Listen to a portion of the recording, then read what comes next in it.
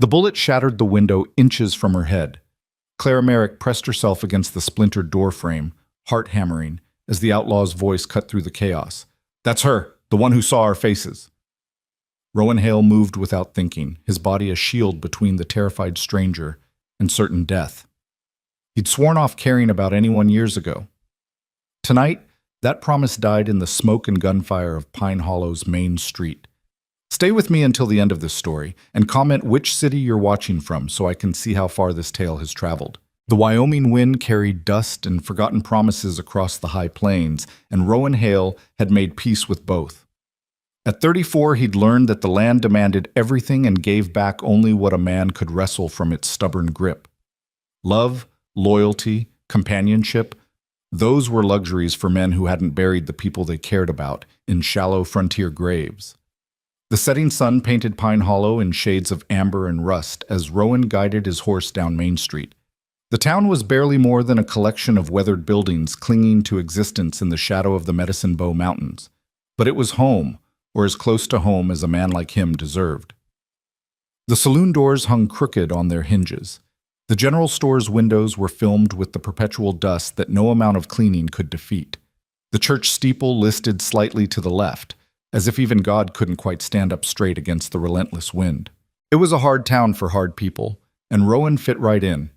He'd just finished selling a dozen head of cattle to the railroad agent. Enough to get him through another winter of solitude on his small ranch 5 miles outside town. The coin sat heavy in his saddlebag, and heavier still was the silence waiting for him back at the empty house. "Rowan, hold up!" Sheriff Tom Ramsey emerged from his office, his weathered face creased with something between concern and relief.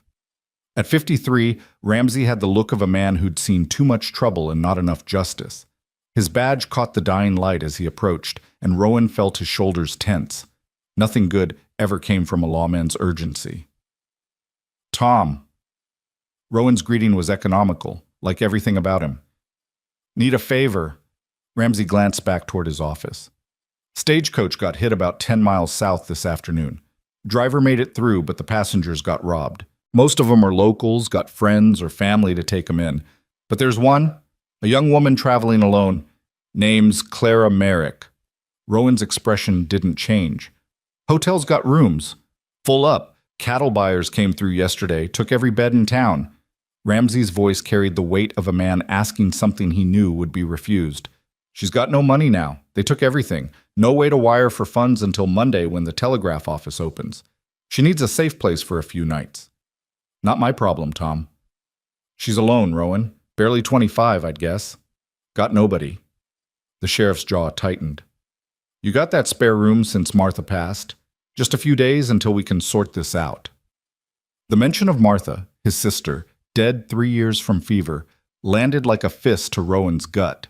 Martha had been the last person he'd allowed himself to care about, and watching her die had sealed the door on whatever remained of his capacity for connection.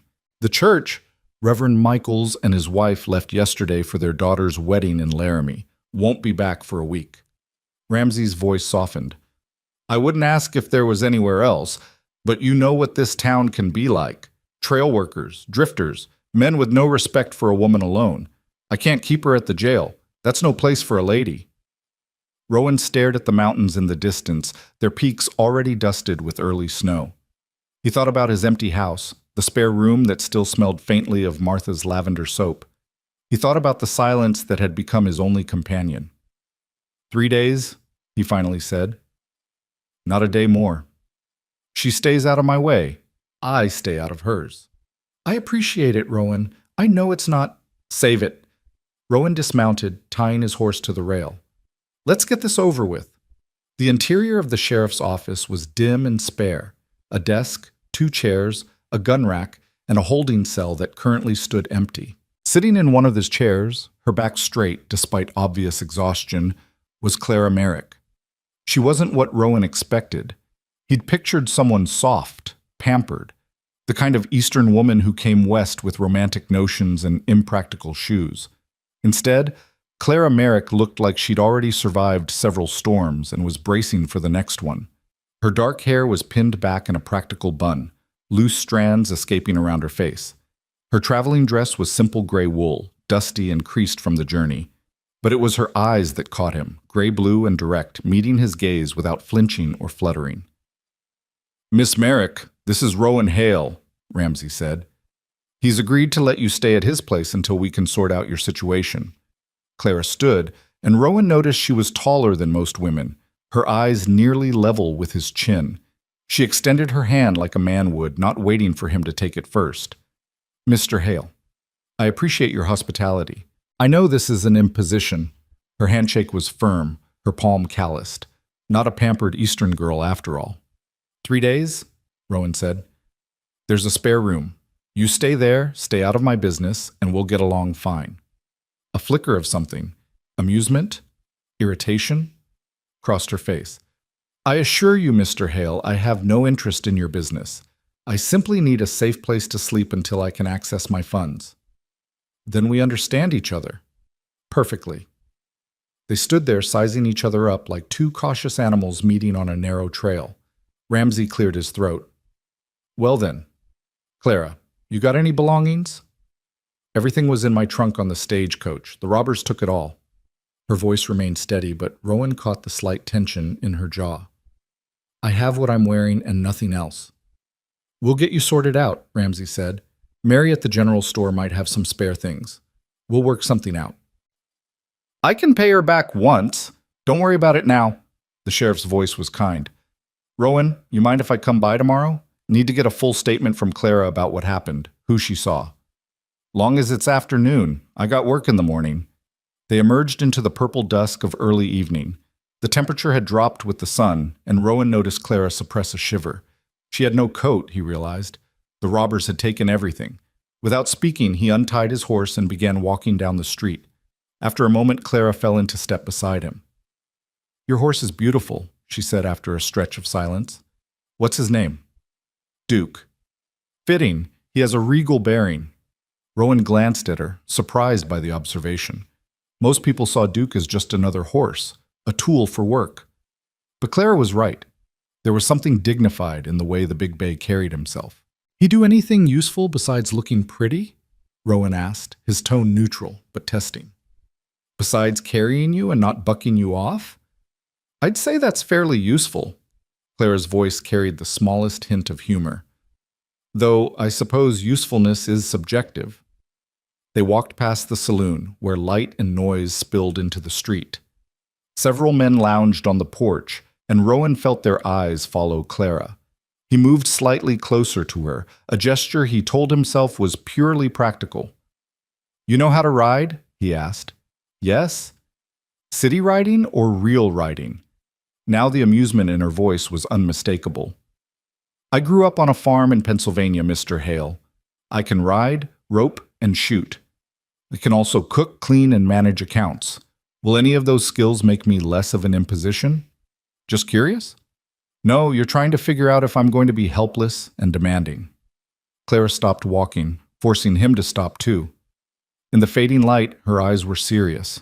"I won't be. I don't cry easy, I don't expect to be entertained, and I can take care of myself. I just need a safe roof for a few nights. That's all." Rowan studied her face, looking for cracks in the composure. He found none. "Then we'll get along fine," he repeated.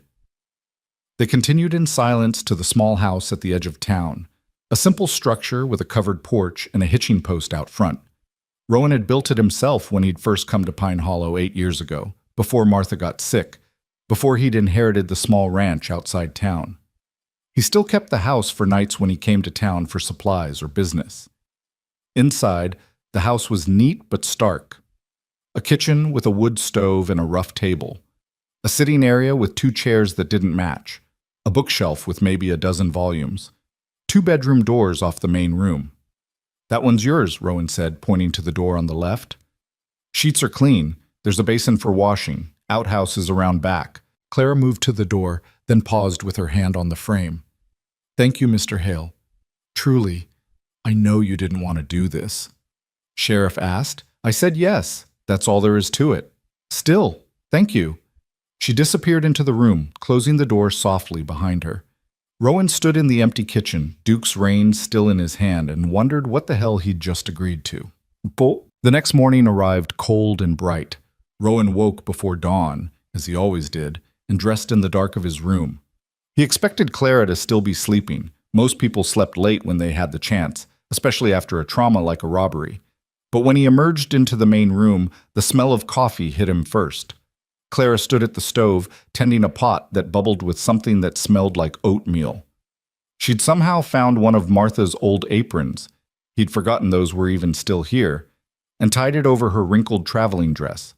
Her hair was already pinned up, and she looked like she'd been awake for some time. "Morning," she said without turning around.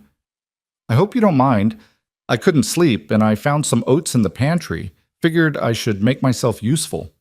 Rowan stood in the doorway of his room, completely thrown. "You didn't have to. I know, but I wanted to." She poured coffee into 2 tin cups and brought one to the table. "I'm not good at sitting idle, never have been." He sat slowly, accepting the coffee. It was strong and hot, exactly how he liked it. "You find everything all right? Your pantry is impressively organized. Military background?" "No, just like things in order." "Me too." Claire returned to the stove, stirring the pot. "Chaos on the outside, order on the inside. That's what my father used to say."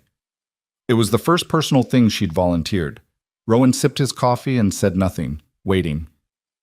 "He died 2 years ago," Claire continued, her voice even. "Farm accident. Mother passed when I was 16. My brother—" She paused. "Cholera, last winter. I was traveling west to start fresh. Can't go back to Pennsylvania, sold the farm to pay debts. Sorry for your losses." "Thank you." She brought 2 bowls to the table and sat across from him. "What about you? Sheriff mentioned someone named Martha." "My sister. She came out here with me 8 years ago. Got sick 3 winters back, didn't make it." Claire's expression softened with genuine sympathy. "I'm sorry, that's a hard loss." "Life's full of them." They ate in silence for a moment. The oatmeal was good, better than Rowan usually made for himself. "Sheriff's coming by around noon," Rowan said, "to take your statement."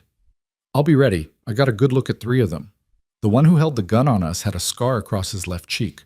Another had a tattoo on his wrist, looked like a snake. The third stayed on his horse, but he had a distinctive hat, brown leather with silver conchos." Rowan looked up, impressed despite himself. "Most people panic during a robbery, don't notice details." "Panicking doesn't change anything. Might as well pay attention." Clara met his eyes. "Besides, I'd like those men caught. They took my mother's ring, only thing I had left of her." There was steel beneath the calm surface, Rowan realized. Clara Merrick had been tested by life and hadn't broken. He recognized it because he saw the same thing in his own mirror every morning. "Ramsey's a good lawman. If they can be caught, he'll catch them." "I hope so." After breakfast, Clara insisted on washing the dishes. Rowan let her, partly because arguing seemed like more trouble than it was worth, and partly because he needed to check on Duke and prepare for the ride back to his ranch. He had cattle to tend and a fence that needed mending. He was in the small stable behind the house, checking Duke's hooves, when Clara appeared in the doorway. "I found these in the chest in my room," she said, holding up a folded set of clothes. "They look like they might have belonged to your sister. Would you mind if I wore them? My dress is filthy, and I can't exactly wash it while wearing it." The clothes were Martha's. A simple cotton blouse and split riding skirt she'd worn when helping with ranch work. Rowan felt a sharp pang seeing them, but he pushed it down. "She'd have wanted them used," he said shortly. "Thank you." Clara hesitated. "There's also a hat and some boots. I'm hoping they fit well enough. If you're riding out to your ranch, I'd like to come with you." Rowan straightened up, frowning. "Why?" "Because sitting in that house all day will drive me mad. Because I told you I'm not helpless, and I meant it. Because—" She paused, and for the first time he saw a crack in her composure. "Because if I sit still too long, I'll start thinking about everything I lost, and I can't afford to break down right now. I need to stay busy." He understood that. God, did he understand that. "You ever done ranch work?" "I told you, I grew up on a farm. Cattle, crops, the whole thing. I can pull my weight. It's a hard ride, 5 miles across rough country. I can handle it." Rowan studied her for a long moment. Everything in him said to refuse, to keep this temporary arrangement as distant as possible. But there was something in her eyes, a desperate need to be useful, to matter, that he recognized all too well. Be ready in 20 minutes. And Miss Merrick? Out there, you do exactly what I say, when I say it. Understood? Understood, Mr. Hale. 20 minutes later, Clara emerged wearing Martha's clothes. The fit wasn't perfect. Martha had been shorter and rounder, but Clara had cinched the skirt with a belt and tucked the blouse in efficiently. The boots were slightly large, but she'd stuffed them with cloth. The wide-brimmed hat shadowed her face. She looked like she belonged here, Rowan thought, then immediately dismissed the idea. He'd saddled Martha's old mare, Daisy, a gentle paint horse who hadn't been ridden much since Martha died. Clara approached the horse calmly, letting Daisy sniff her hand before running her palm down the mare's neck. "Hello, beautiful," she murmured. "We're going to be friends, aren't we?" Daisy nickered softly, and Rowan felt something uncomfortable twist in his chest. The mare had been Martha's favorite, had grieved visibly after Martha's death, standing for hours in her stall with her head hanging low. Now here she was responding to Clara's touch, like she remembered what it felt like to be loved. "Mount up," Rowan said, his voice rougher than he intended. Clara swung into the saddle with practiced ease, settling herself and gathering the reins with the confidence of someone who'd done it 1,000 times. Another surprise. They rode out of Pine Hollow as the morning sun climbed higher, painting the landscape in harsh, beautiful light. The land stretched out in rolling hills covered with sage and buffalo grass, broken by rocky outcroppings and stands of juniper. In the distance, the mountains rose like serrated teeth against the sky. Rowan set a steady pace, and Clara kept up without complaint. She rode well, not fancy, but competent and comfortable. She didn't chatter or ask questions, just rode in silence, taking in the landscape with what looked like genuine appreciation. They'd been riding for about an hour when Clara finally spoke. "It's beautiful out here.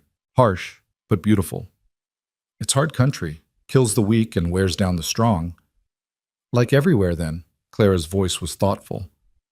"Pennsylvania could be just as brutal. Different dangers, maybe, but just as deadly. At least here, you can see what's coming." Rowan glanced at her. "What do you mean?" "Back east, threats hide behind polite society. Men smile while plotting to take your land. Women befriend you while spreading rumors. Everything's buried under layers of false civility." She gestured at the open landscape. "Here, if something wants to kill you, it doesn't pretend to be your friend first. I appreciate the honesty."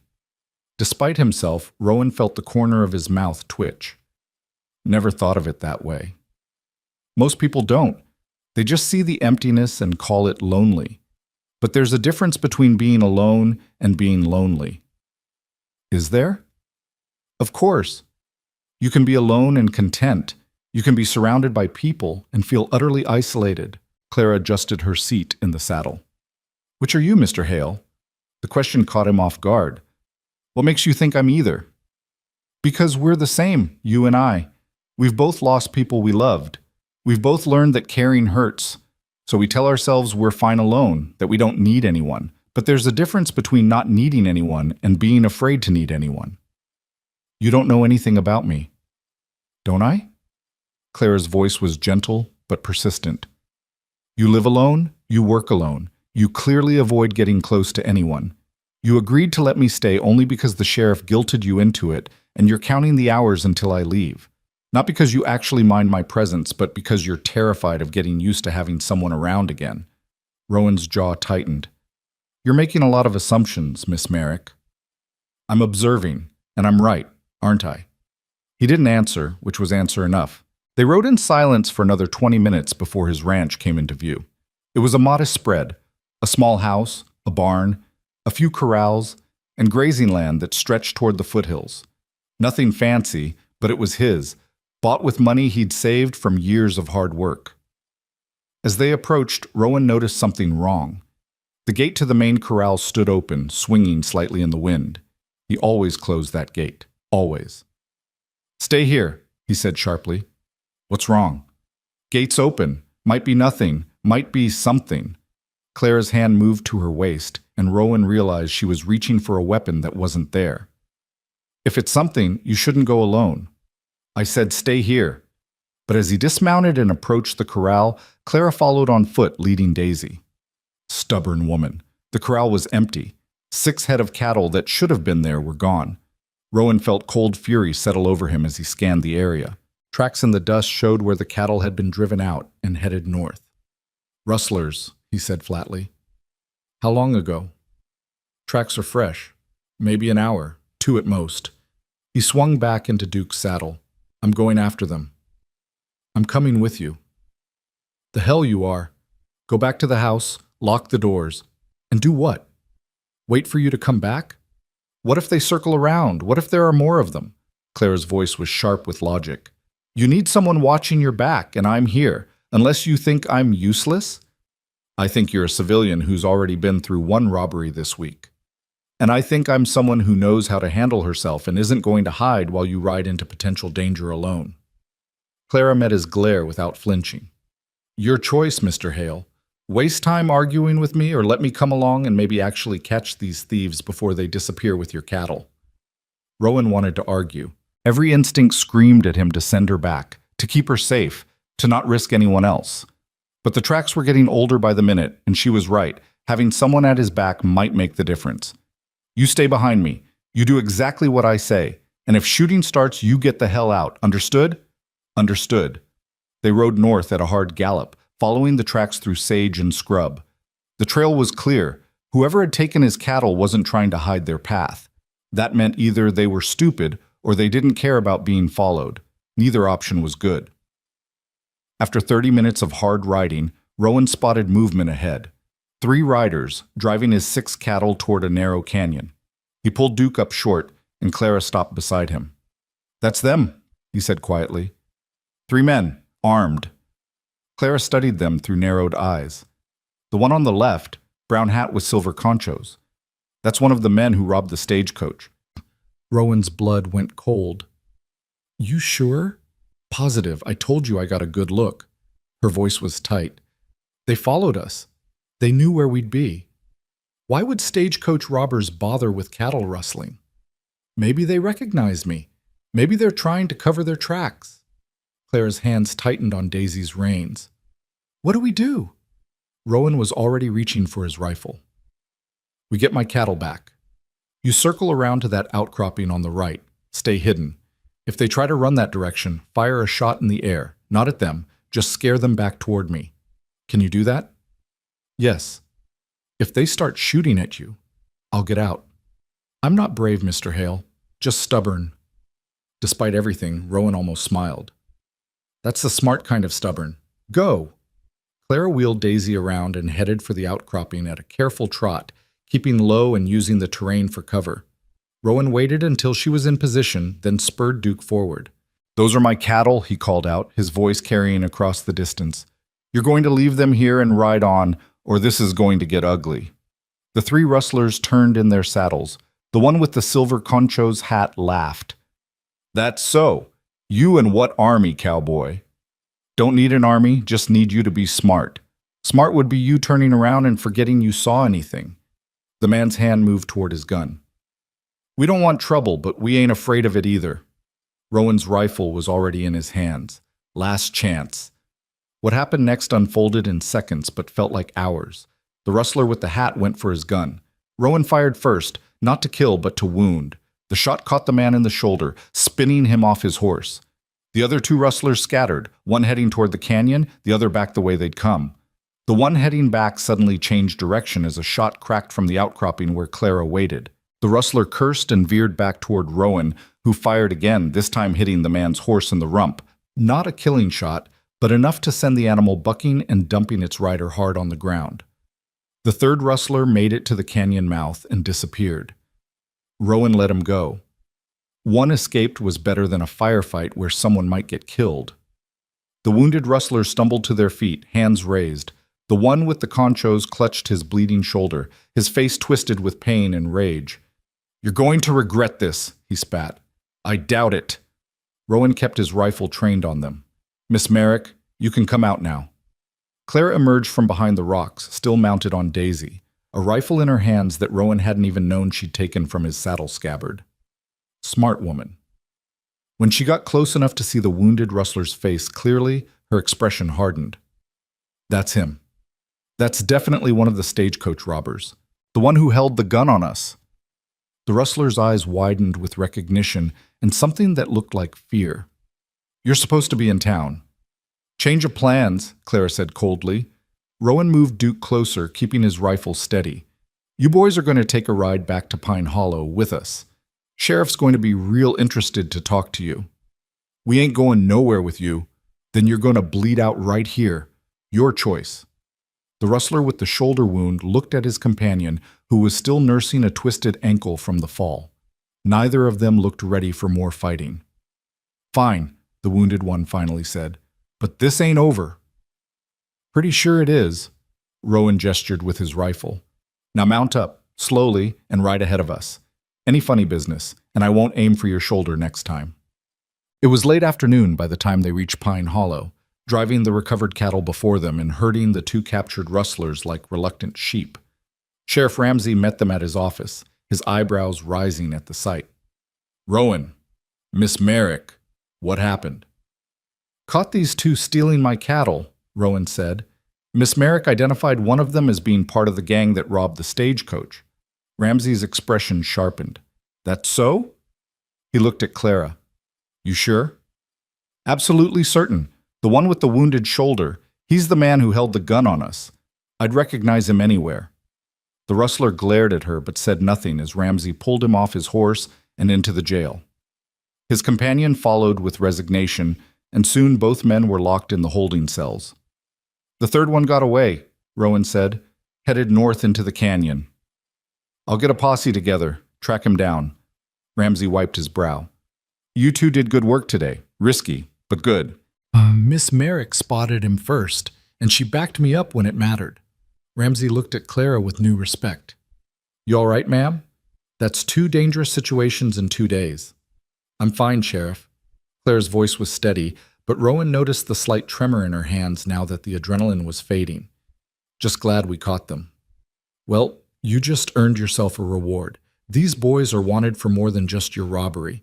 Territory's been offering $300 for information leading to their capture. That money's yours. Clara's eyes widened. $300? That's right. Might take a week or two to process, but it's coming to you. Rowan saw the relief wash over her face.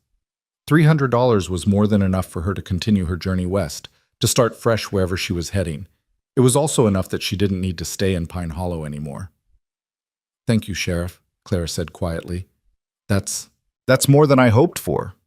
You earned it. Ramsey turned to Rowan. I'll keep these boys locked up tight.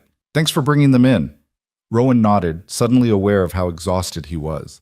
The ride, the confrontation, the tension, it had all caught up with him at once. Come on, he said to Clara. Let's get you back to the house. You've had enough excitement for one day. They walked through town in the fading light, leading their horses. The streets were busy with evening activity, people heading to the saloon, the restaurant, the general store before it closed. Several folks nodded to them, and Rowan caught more than one curious glance directed at Clara. Town's going to be talking about you, he said. Let them talk. I'm used to it. Clara's voice was weary. Besides, I'll be gone soon enough. The reward money means I can continue my journey. I won't need to impose on your hospitality much longer. Something uncomfortable twisted in Rowan's chest. Right, that's good. Yes. Good. They reached his house as full dark descended. Rowan tended to the horses while Clara went inside. When he entered the main room a few minutes later, he found her standing at the window, staring out at nothing. You should eat something, he said. I'm not hungry.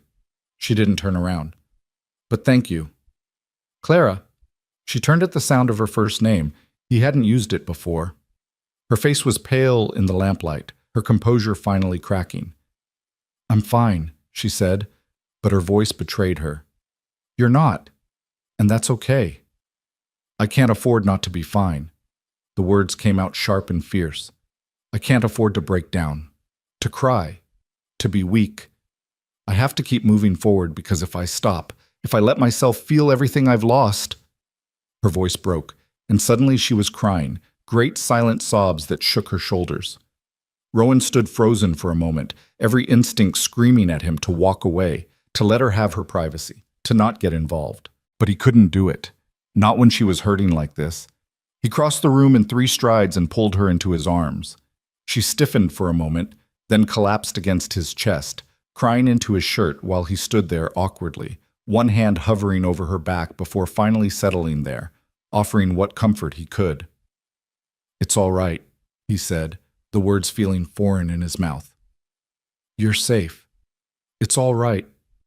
They stood like that for several minutes, her crying and him holding her, until finally the storm passed. Clara pulled back, wiping her eyes with the back of her hand. "I'm sorry, I didn't mean to." "Don't apologize. You've been through hell this week. You're allowed to break down." She laughed, a watery sound. "I pride myself on not breaking down." "Pride's overrated," says the man who's built his whole life around it. Rowan felt his mouth twitch. "Maybe we're both stubborn fools." "Maybe." Clara took a shaky breath. "Thank you. For today. For everything. You didn't have to help me, but you did. Sheriff asked me to, no. I mean really help me. You could have left me in town, could have refused to let me come to the ranch, could have told me to hide while you went after those rustlers alone. But you didn't. You treated me like I mattered." The words hit harder than they should have. Rowan looked at this woman who'd stumbled into his life 2 days ago, this stranger who somehow already felt like less of a stranger, and felt something shift inside him, like a door he'd thought was sealed forever creaking open, just a crack. "You do matter," he said quietly. Clara's eyes met his, searching for something. Whatever she saw made her smile, sad and small, but genuine. "So do you, Rowan Hale, even if you don't believe it." The morning after Clara's breakdown brought a subtle shift in the air between them, like the first thaw after a long winter. Rowan woke to find her already in the kitchen again, but this time, when their eyes met over coffee, something unspoken passed between them, an acknowledgement that they'd crossed some invisible line from strangers tolerating each other's presence to something more complicated. "I thought I'd ride out to the ranch with you again today," Clara said, setting a plate of eggs in front of him. "If you don't mind. I know the 3 days are almost up, but the reward money won't come through until next week, and I'd rather be useful than sit here going mad with boredom." Rowan had been dreading this conversation, though he couldn't quite articulate why. "You don't owe me anything, Clara. You can rest if you need to." "I don't need to rest. I need to work." She sat across from him with her own plate. "Besides, those cattle aren't going to tend themselves, and you said yourself you have a fence that needs mending. I'm good with fence work." "It's hard labor. So is everything worth doing?" Clara took a bite of eggs, chewing thoughtfully. "Unless you don't want me there. If that's the case, just say so. I won't be offended." But that was the problem. He did want her there, and that scared him more than any rustler ever could. Still, turning her down would require an explanation he wasn't ready to give. "Be ready in 20 minutes, he said instead. The ride out to the ranch felt different in the morning light. Clara rode beside him rather than behind, and they fell into an easy silence that didn't need filling. The land stretched out around them, vast and indifferent, but somehow less lonely with her presence. When they arrived, Rowan showed Clara where the fence line ran along the eastern pasture. Several posts had rotted through, and the wire sagged dangerously low in places. Left unattended, his cattle could wander off, or predators could get in. "We'll need to pull the old posts, dig new holes, set fresh timber, and restring the wire," he explained, gathering tools from the barn. "It's sweaty work, and you'll have blisters by noon." Clara accepted the pair of work gloves he handed her. "Then I'll have blisters. Won't be the first time." They worked in tandem through the morning, and Rowan found himself continually surprised by her competence. Clara wielded the post-hole digger with practiced efficiency, didn't complain when splinters found their way through the gloves, and understood instinctively how to keep the wire taut while he secured it. She worked like someone who'd spent her life doing hard labor, not like a woman who'd recently lost everything. Around mid-morning, as they paused to drink from the canteen, Clara broke the comfortable silence. "Can I ask you something personal?" Rowan tensed. "Depends on the question." "Why did you come to Wyoming? You don't strike me as someone who was born to ranch life." He was quiet for a long moment, considering whether to answer. But she'd been honest with him about her losses, and somehow that seemed to demand reciprocity. I was a carpenter back in Missouri, had a good business, a wife I loved, a daughter. The words came out flat, practiced, like a story he'd told himself so many times it had lost its emotional weight. Fire took them both. House burned down while I was at a job site. They said it was quick, that they didn't suffer, but I don't know if that's true or just something people say. Claire's face softened with understanding. How long ago? 9 years. I sold everything, took Martha, she was widowed herself, and came west. Figured I'd outrun the memories. He laughed bitterly. Turns out grief travels light. I'm sorry, Rowan. That's a terrible loss. Life's full of them, he said, echoing his words from their first morning together. You learn to live with it, or you don't. What are you doing? The question caught him off guard. What? Are you living with it, or are you just existing alongside it? Clara's gray-blue eyes were gentle but persistent. Because there's a difference. I'm surviving. That's enough. Is it?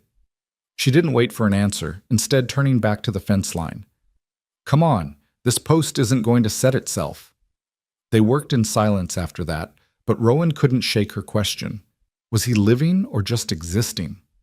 For 9 years he'd told himself that survival was enough, that asking for more was greedy given what he'd lost. But watching Clara work beside him, hearing her occasional humming as she focused on a particularly stubborn post, he wondered if maybe he'd been wrong. By noon, they'd replaced 6 posts and restrung 50 yards of fence. Clara's face was flushed from exertion, her hair escaping its pins and damp tendrils, and there was a smudge of dirt across her cheek. She looked alive in a way that made Rowan's chest ache. We should eat, he said abruptly. There's a spot by the creek that's shaded. They rode to a stand of cottonwoods where a narrow creek burbled over smooth stones. Rowan had packed bread, cheese, and some dried apples. Simple fare, but Clara accepted it gratefully. This place is beautiful, she said, settling on a flat rock near the water. Peaceful. Martha used to love it here. Said it reminded her of a spot back in Missouri where we used to play as kids. Rowan sat a respectful distance away, though part of him wanted to sit closer. After she died, I stopped coming. Seemed wrong to enjoy it without her. She'd probably hate that you stopped. You didn't know her. No, but I know what it's like to be the one who dies. Clara's voice was thoughtful. Not literally, obviously, but I've thought about what I'd want if I was gone. I wouldn't want the people I loved to stop living. I'd want them to remember me by living harder, fuller, better than they did when I was alive. That's easy to say when you're not the one left behind. Is it? Because I am the one left behind, Rowan. Everyone I loved is gone. My parents, my brother, my home, all of it, gone. I could stop living. I could find a quiet corner somewhere and just exist until death catches up with me. But what would that honor? What would that prove? She turned to face him fully. The people we lost don't want us to stop living. They want us to live enough for both of us. Rowan felt something crack inside his chest, a hairline fracture in the wall he'd built around his heart. It's not that simple. Nothing ever is. But it's true anyway. Clara bit into an apple, her gaze distant. When my brother died, I was so angry. Angry at God, at fate, at the universe for being so cruel. I stopped eating, stopped sleeping, just sat in his empty room waiting to feel something other than rage and grief. What changed? My neighbor, old woman named Mrs. Kettering, came by one day, found me sitting there in the dark. You know what she said? Clara smiled at the memory. She said, grief is love with nowhere to go, child. You can let it poison you, or you can let it transform you, but you can't let it stop you. Wise woman. She was. She'd buried 3 husbands and 2 children. If anyone knew about grief, it was her. Clara's voice softened. She told me that every day I wasted in that dark room was a day my brother couldn't have, that he'd lived 24 years and wanted 40 more, and the least I could do was live hard enough for both of us. Rowan was quiet, turning her words over in his mind. Did it help? Thinking of it that way? Eventually.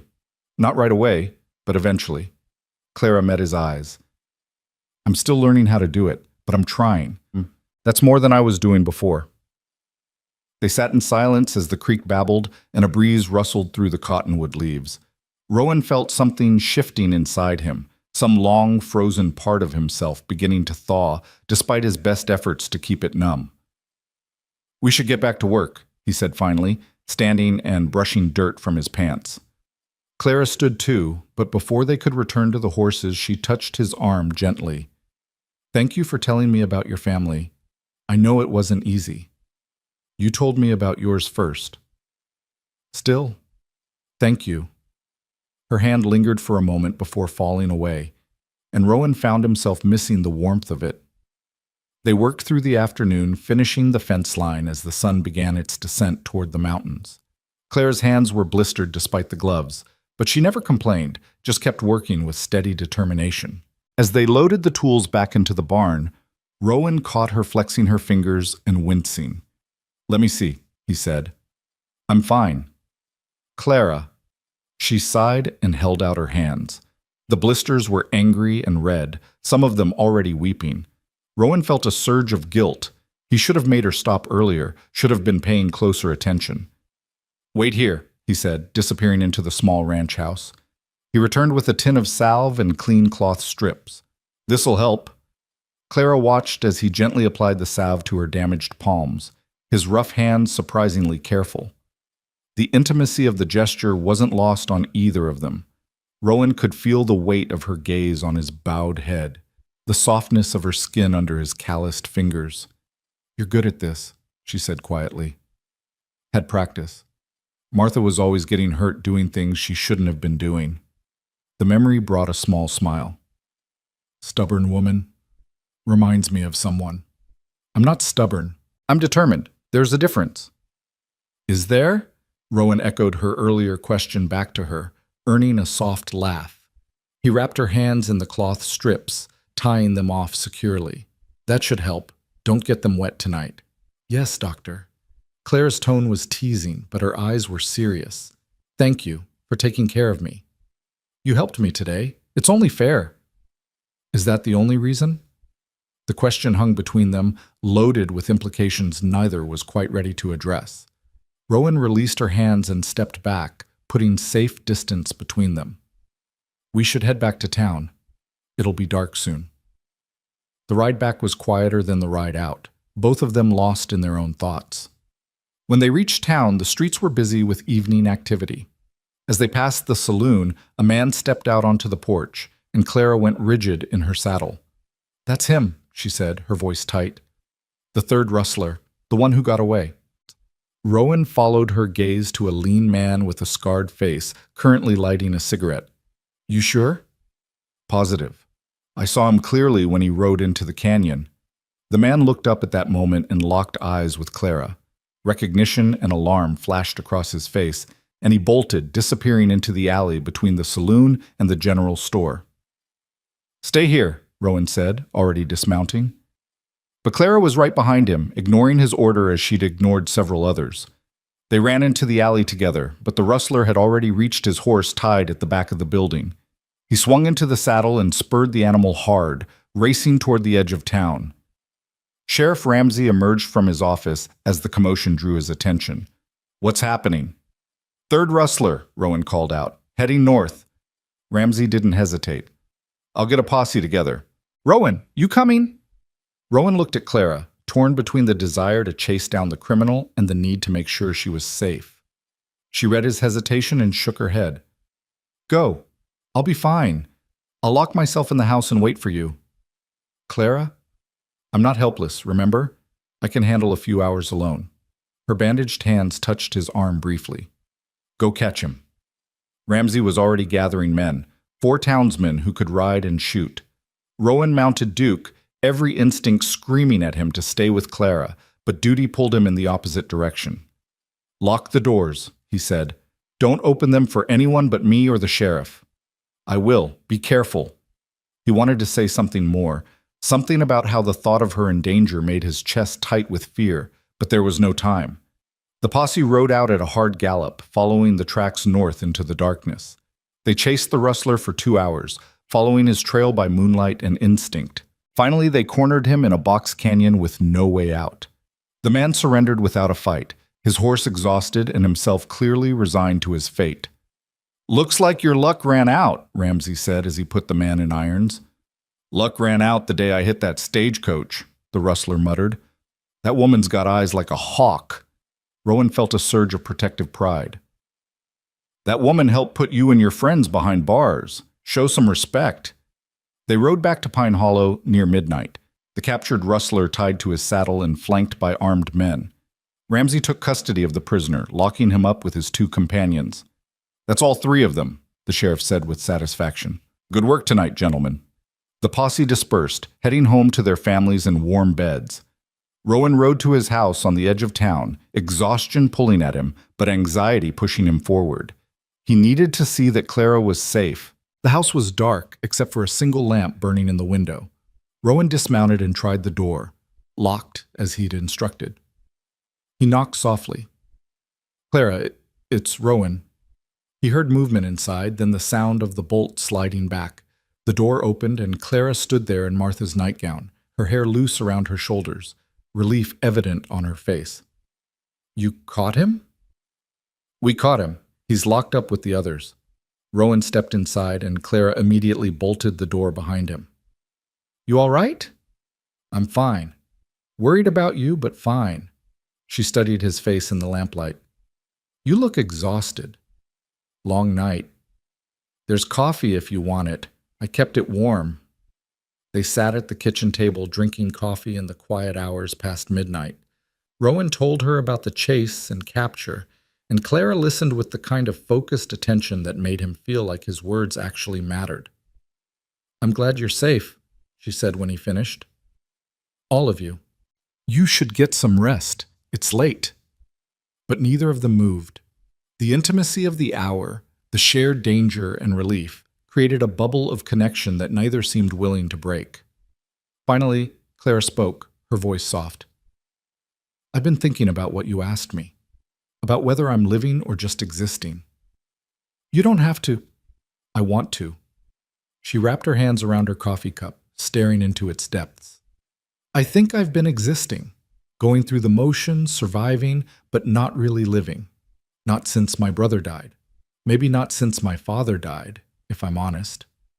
There's no shame in that, isn't there? I've spent 2 years telling myself I was fine, that I was handling things, that I was strong, but really, I was just numb, just getting from one day to the next without feeling anything too deeply." She looked up, her eyes bright in the lamplight. "And then I came here, and you're doing the same thing. We're both just existing alongside our grief instead of living with it." Rowan felt exposed, like she'd seen through every defense he'd spent years building. "Maybe that's all we can do." "No," Claire's voice was firm. "No, I don't believe that. Mrs. Kettering was right. Grief is love with nowhere to go, but maybe it doesn't have to have nowhere to go. Maybe we can redirect it, transform it into something else." "Like what?" "I don't know yet, but I think—" She paused, choosing her words carefully. "I think maybe we could figure it out together." The implications of what she was suggesting hung in the air between them. Rowan's heart hammered in his chest as he met her gaze. "Clara, you're leaving as soon as that reward money comes through. You said yourself you're heading west to start fresh." "I could start fresh here." "You don't know what you're saying. You've been through trauma, the robbery, the rustlers, everything. You're not thinking clearly." "I'm thinking more clearly than I have in 2 years. Clara leaned forward, her expression earnest. "Rowan, I know this is fast. I know we barely know each other, but I also know that I feel more alive working beside you on that fence line than I have since my father died. I know that this place, this harsh, honest, beautiful place, it feels like somewhere I could belong." "What about me?" The question came out rougher than he intended. "What about the fact that everyone I care about ends up dead or gone? What about the fact that I'm already here? That I already care?" Clara's voice was gentle but unyielding. "You can't protect yourself from loss by refusing to live, Rowan. All you do is lose differently, slower, but just as completely." He wanted to argue, to list all the reasons why this was impossible, why he couldn't let himself care about her, why she should run as far from him as possible, but the words wouldn't come. Instead, He just sat there, staring at this woman who'd crashed into his carefully controlled life and threatened to upend everything. "I don't know how to do this," he finally admitted. "I don't know how to let someone in again." "Neither do I, but maybe we could learn together." Clara reached across the table, her bandaged hand covering his scarred one. "I'm not asking for promises or declarations. I'm just asking for a chance. Let me stay a little longer. Let's see what happens." Rowan looked at their joined hands, hers small and damaged from today's work, his large and calloused from years of labor. Two broken people reaching for each other in the darkness. It terrified him. But the alternative, watching her leave, returning to his empty house, an emptier life, terrified him more. "The reward money," he said slowly. "When it comes through, you could use it to buy supplies. Stay at the ranch, help with the work. I could pay you a fair wage for the labor." Clara's smile was soft and knowing. "That sounds practical and reasonable." "It is practical and reasonable. It's also an excuse for both of us to pretend we're not taking a risk on something neither of us understands yet. Is that a problem?" "No." Her thumb brushed across his knuckles, a whisper of touch that sent heat through his entire body. "I think it's perfect." They sat there for a long moment, hands joined, the weight of unspoken possibilities settling around them like snow. Finally, Rowan stood, gently releasing her hand. "You should get some rest. We have work tomorrow." "We do." Clara stood as well, but before he could retreat to his room, she stepped close and pressed a soft kiss to his cheek.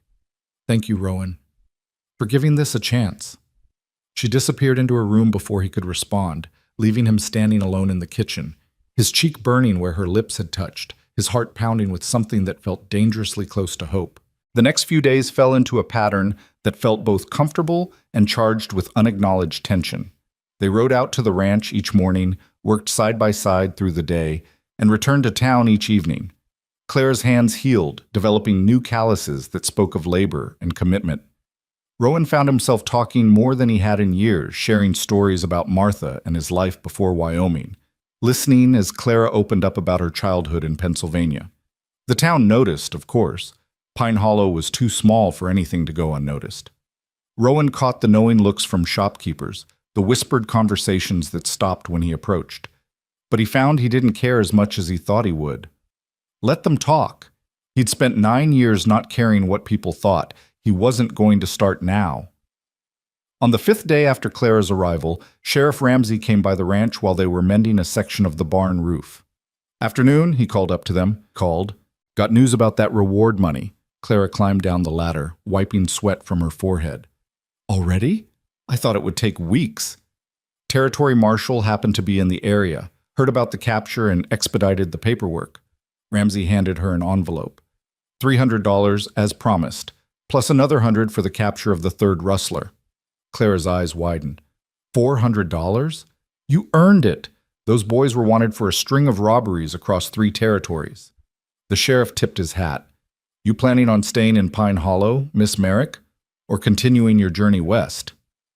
"I haven't decided yet," Clara said, but her eyes flicked to Rowan on the roof. Ramsey caught the look and smiled. "Well, take your time deciding. Town could use someone with your particular talents. Not many folks can identify criminals that quick and keep their head in a crisis." After the sheriff left, Clara stood staring at the envelope in her hands. $400 was enough to go anywhere, do anything. Start a new life in California or Oregon. Buy land, open a business, disappear into anonymity. "You should go inside, count it," Rowan said from the roof, his voice carefully neutral. "Make sure it's all there." Clara looked up at him, shading her eyes against the sun. "Do you want me to leave?" The question was direct, demanding an honest answer. Rowan climbed down the ladder, standing in front of her with sawdust in his hair and uncertainty in his eyes. "No," he said simply, "but I don't want you to stay out of obligation or because you think you owe me something." "I don't feel obligated. I feel—" She searched for the right word. "I feel like I found something I didn't know I was looking for. Does that make sense?" "Yeah." His voice was rough. "Yeah, it does. So I'd like to stay, if the offer still stands. I can pay room and board now, contribute to supplies." "I don't want your money, Clara." Then what do you want?" The question hung between them, heavy with meaning. Rowan reached out slowly, giving her time to pull away, and tucked a loose strand of hair behind her ear. His hand lingered against her cheek, and she leaned into the touch like a flower turning toward the sun.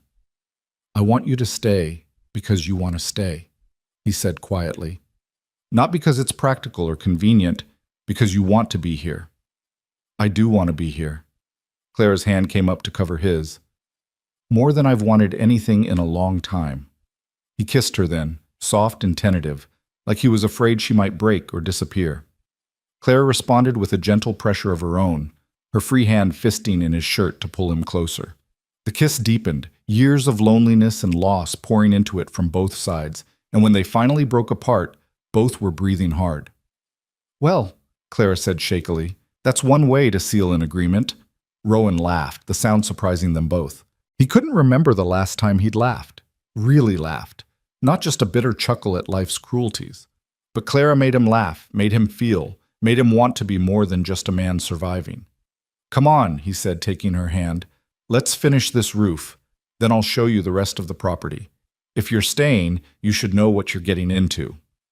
They worked together through the afternoon, and Rowan found himself narrating the history of the ranch as they moved from task to task. He showed her where he planned to expand the herd next spring, the section of creek where the water ran deepest, the old line shack he'd been meaning to repair. "It's not much," he said as the sun began to set. "But it's mine. Built it from nothing." "It's beautiful," Clara said, and he could tell she meant it. "It's honest, like you." That night, they stayed at the ranch instead of riding back to town. It felt like crossing another threshold, choosing to be here together in the place that would become theirs. Rowan cooked a simple dinner while Clara set the table, and they ate while discussing plans for the ranch. Practical things like cattle rotation and hay storage, but also dreams like maybe getting a few chickens, planting a kitchen garden. "You ever think about having horses?" Clara asked. "Beyond just working stock?" "What do you mean?" "Breeding them, training them. There's good money in quality horses, and this land could support it." Her eyes lit up as she warmed to the idea. "You've got water, grass, and shelter. All you'd need is a good stallion and a few mares." Rowan considered it. "That's a long-term investment. Takes years to build a reputation." "Good thing we have time, then." The casual assumption of a shared future made his heart skip. "We do?" Clara met his eyes across the table. "I hope so." After dinner, they sat on the porch as darkness fell and stars emerged in impossible numbers. The night was cold but clear, and Rowan built a small fire in the stone pit he'd constructed for evenings like this. They sat close together on the bench he'd made from cottonwood logs, sharing warmth and comfortable silence. "Tell me something you've never told anyone," Clara said suddenly. "Why?" "Because I want to know you, really know you, not just the parts you show the world." Rowan was quiet for a long time, watching the fire dance. Finally he spoke. "Sometimes I forget what my daughter looked like. Her face, I mean. I remember she had my wife's eyes, remember the sound of her laugh. But her face," his voice cracked. "It's been 9 years, and sometimes I can't picture her face anymore. And that terrifies me more than anything, because if I forget her face, what else will I forget? How do I honor their memory if I can't remember?" Clara's hand found his in the darkness. "You honor their memory by living, by being the man they loved, by opening your heart to possibility instead of closing it to pain." She squeezed his fingers. "And Rowan? Forgetting what someone looked like doesn't mean forgetting who they were or what they meant to you. The love is still there. It just takes different shapes." "You really believe that?" "I have to. Otherwise, the grief would swallow me whole." They sat in silence, hands joined, watching the fire burn low. Finally, Clara spoke again. "My turn. Something I've never told anyone." She took a deep breath. "When my brother died, part of me was relieved. Not that he was gone. God, never that. But relieved that I didn't have to keep pretending everything was fine. That I could finally break down without someone depending on me to be strong." That doesn't make you a bad person, doesn't it? What kind of sister feels relieved when her brother dies? The kind who was drowning and finally got permission to come up for air. Rowan turned to face her. "Clara, You can't carry everyone else's burdens without putting down your own sometimes. That's not weakness, that's human. She leaned her head on his shoulder, and Rowan felt something inside him settle into place, like a bone finally healing straight after being broken. They sat like that for a long time, watching the stars wheel overhead, two broken people beginning to believe they might be able to make something whole together. The fire had burned down to embers when Clara finally lifted her head from Rowan's shoulder, her neck stiff from the angle, but her heart oddly light. The night had grown colder, their breath forming small clouds in the darkness, but neither had wanted to move and break the spell of peace that had settled over them. "We should get some sleep," Rowan said reluctantly. "Morning comes early on a ranch." "I'm learning that." Clara stood, stretching, and Rowan caught himself watching the way the firelight played across her features. "Thank you for tonight, for listening, for understanding." "Same to you." They went inside to their separate rooms, but Rowan lay awake for hours, staring at the ceiling and wondering how his carefully ordered solitude had been upended so completely in less than a week. Clara Merrick had crashed into his life like a summer storm, and he was beginning to realize he didn't want the skies to clear. The next 2 weeks passed in a rhythm that felt almost dangerously domestic. Clara proved herself invaluable on the ranch, her farm background showing in everything from the efficient way she mucked stalls to her gentle handling of the cattle.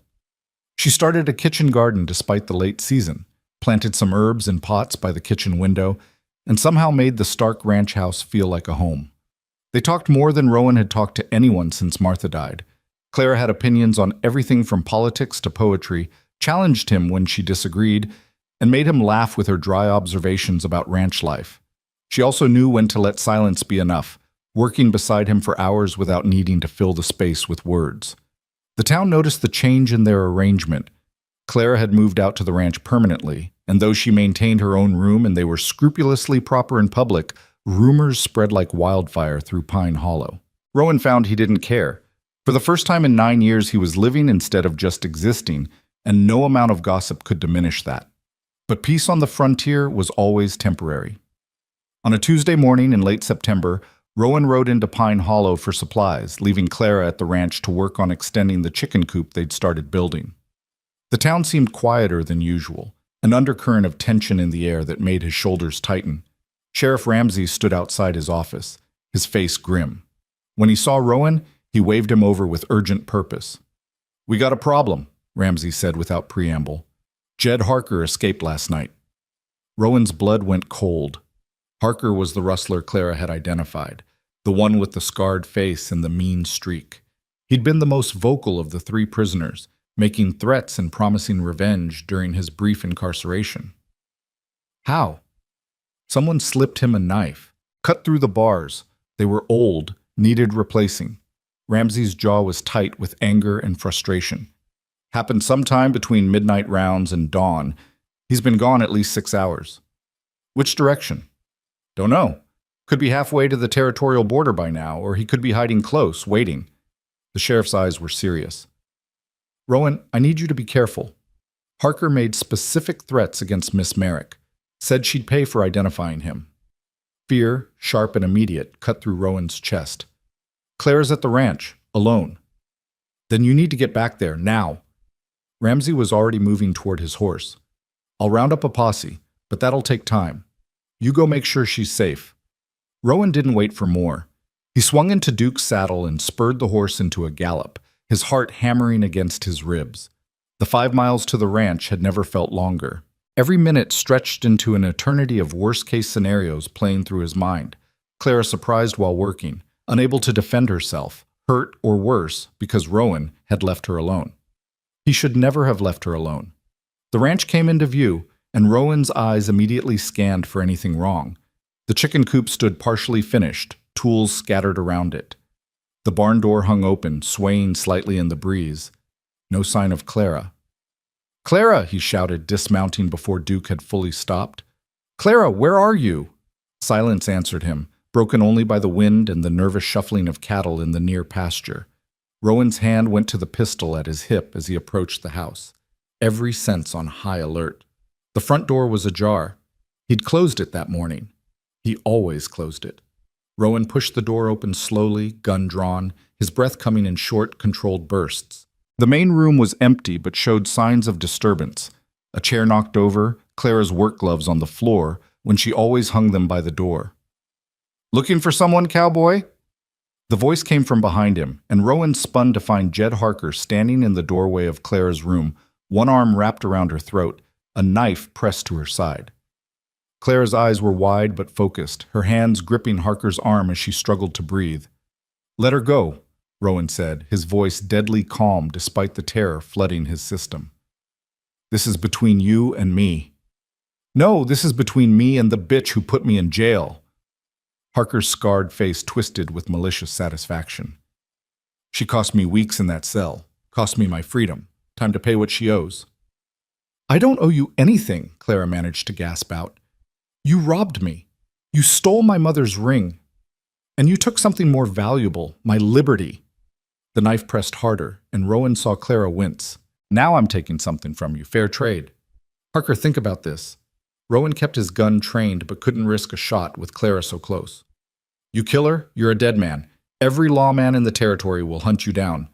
But let her go, ride out now, and you might make it to Mexico." "I'm already a dead man, Cowboy. They'll hang me for what I done either way." Harker's eyes were wild, desperate. "But at least I'll have the satisfaction of making her pay first." Clara's hand moved slightly, and Rowan caught the subtle shift in her weight. She was preparing something, waiting for an opening. He needed to keep Harker talking, give her whatever chance he could. "What do you want?" Rowan asked. "Money. Take whatever's here. Food, supplies, take it all. Just let her go. I want justice. I want—" Clara moved fast, bringing her heel down hard on Harker's instep, while simultaneously driving her elbow back into his ribs. The knife sliced her side as Harker's grip loosened, but she twisted away, dropping to the floor and rolling toward the corner. Rowan fired. The shot caught Harker in the shoulder, spinning him backward. The outlaw's knife clattered to the floor as he stumbled, reaching for his own gun with his good hand. Rowan fired again, this time hitting Harker's gun arm. The outlaw collapsed against the wall, blood spreading across his shirt, his weapon falling from nerveless fingers. Rowan kicked the gun away and knelt beside Clara, who was pressing her hand to her bleeding side. "How bad?" he asked, his hands shaking as he gently moved hers to assess the wound. "Not deep," Clara said through gritted teeth. "Hurts like hell, but it's not deep." The knife had sliced through her shirt and left a long, angry cut across her ribs, but she was right. It wasn't deep enough to be life-threatening. Rowan pulled off his shirt and pressed it against the wound to slow the bleeding. "Keep pressure on it," he said, then turned to Harker, who was slumped against the wall, breathing hard and glaring at them with pure hatred. "You should have killed me," Harker spat. "Sheriff can do that legal after a trial." Rowan retrieved rope from the supply cupboard and bound Harker's hands behind his back, none too gently. "You're going back to jail. And this time, you won't be getting out." The sound of multiple horses approaching made Rowan tense, but then he heard Ramsey's voice calling out. The sheriff burst through the door with 4 armed men, taking in the scene with swift comprehension. "Everyone all right?" Ramsey asked. "Clara's hurt. Needs a doctor." Rowan was back at her side, his hands gentle despite the urgency. "Harker's alive." "Barely." 2 of the posse members hauled Harker to his feet and dragged him outside. Ramsey knelt beside Clara, his weathered face creased with concern. "Let me see." He examined the wound with practiced efficiency. "You're lucky. Another inch deeper and this would be serious. As is, you'll need stitches and rest." "I can ride," Clara said stubbornly. "You're not riding anywhere," Rowan said flatly. "We'll bring the doctor here." "Rowan's right," Ramsey agreed. "Pete, ride back and get Doc Morrison. Tell him it's urgent." One of the posse members nodded and rode off at a gallop. The sheriff turned back to them. "What happened here?" Rowan gave a brief account while keeping pressure on Clara's wound. Ramsey's expression darkened as he listened. "Someone in town helped him escape. Had to be. Those bars didn't cut themselves, and someone got him that knife." The sheriff's jaw was tight. "I'll find out who. In the meantime, I'm posting a guard on the jail. This won't happen again." "See that it doesn't," Rowan said, his voice carrying an edge that made Ramsey nod.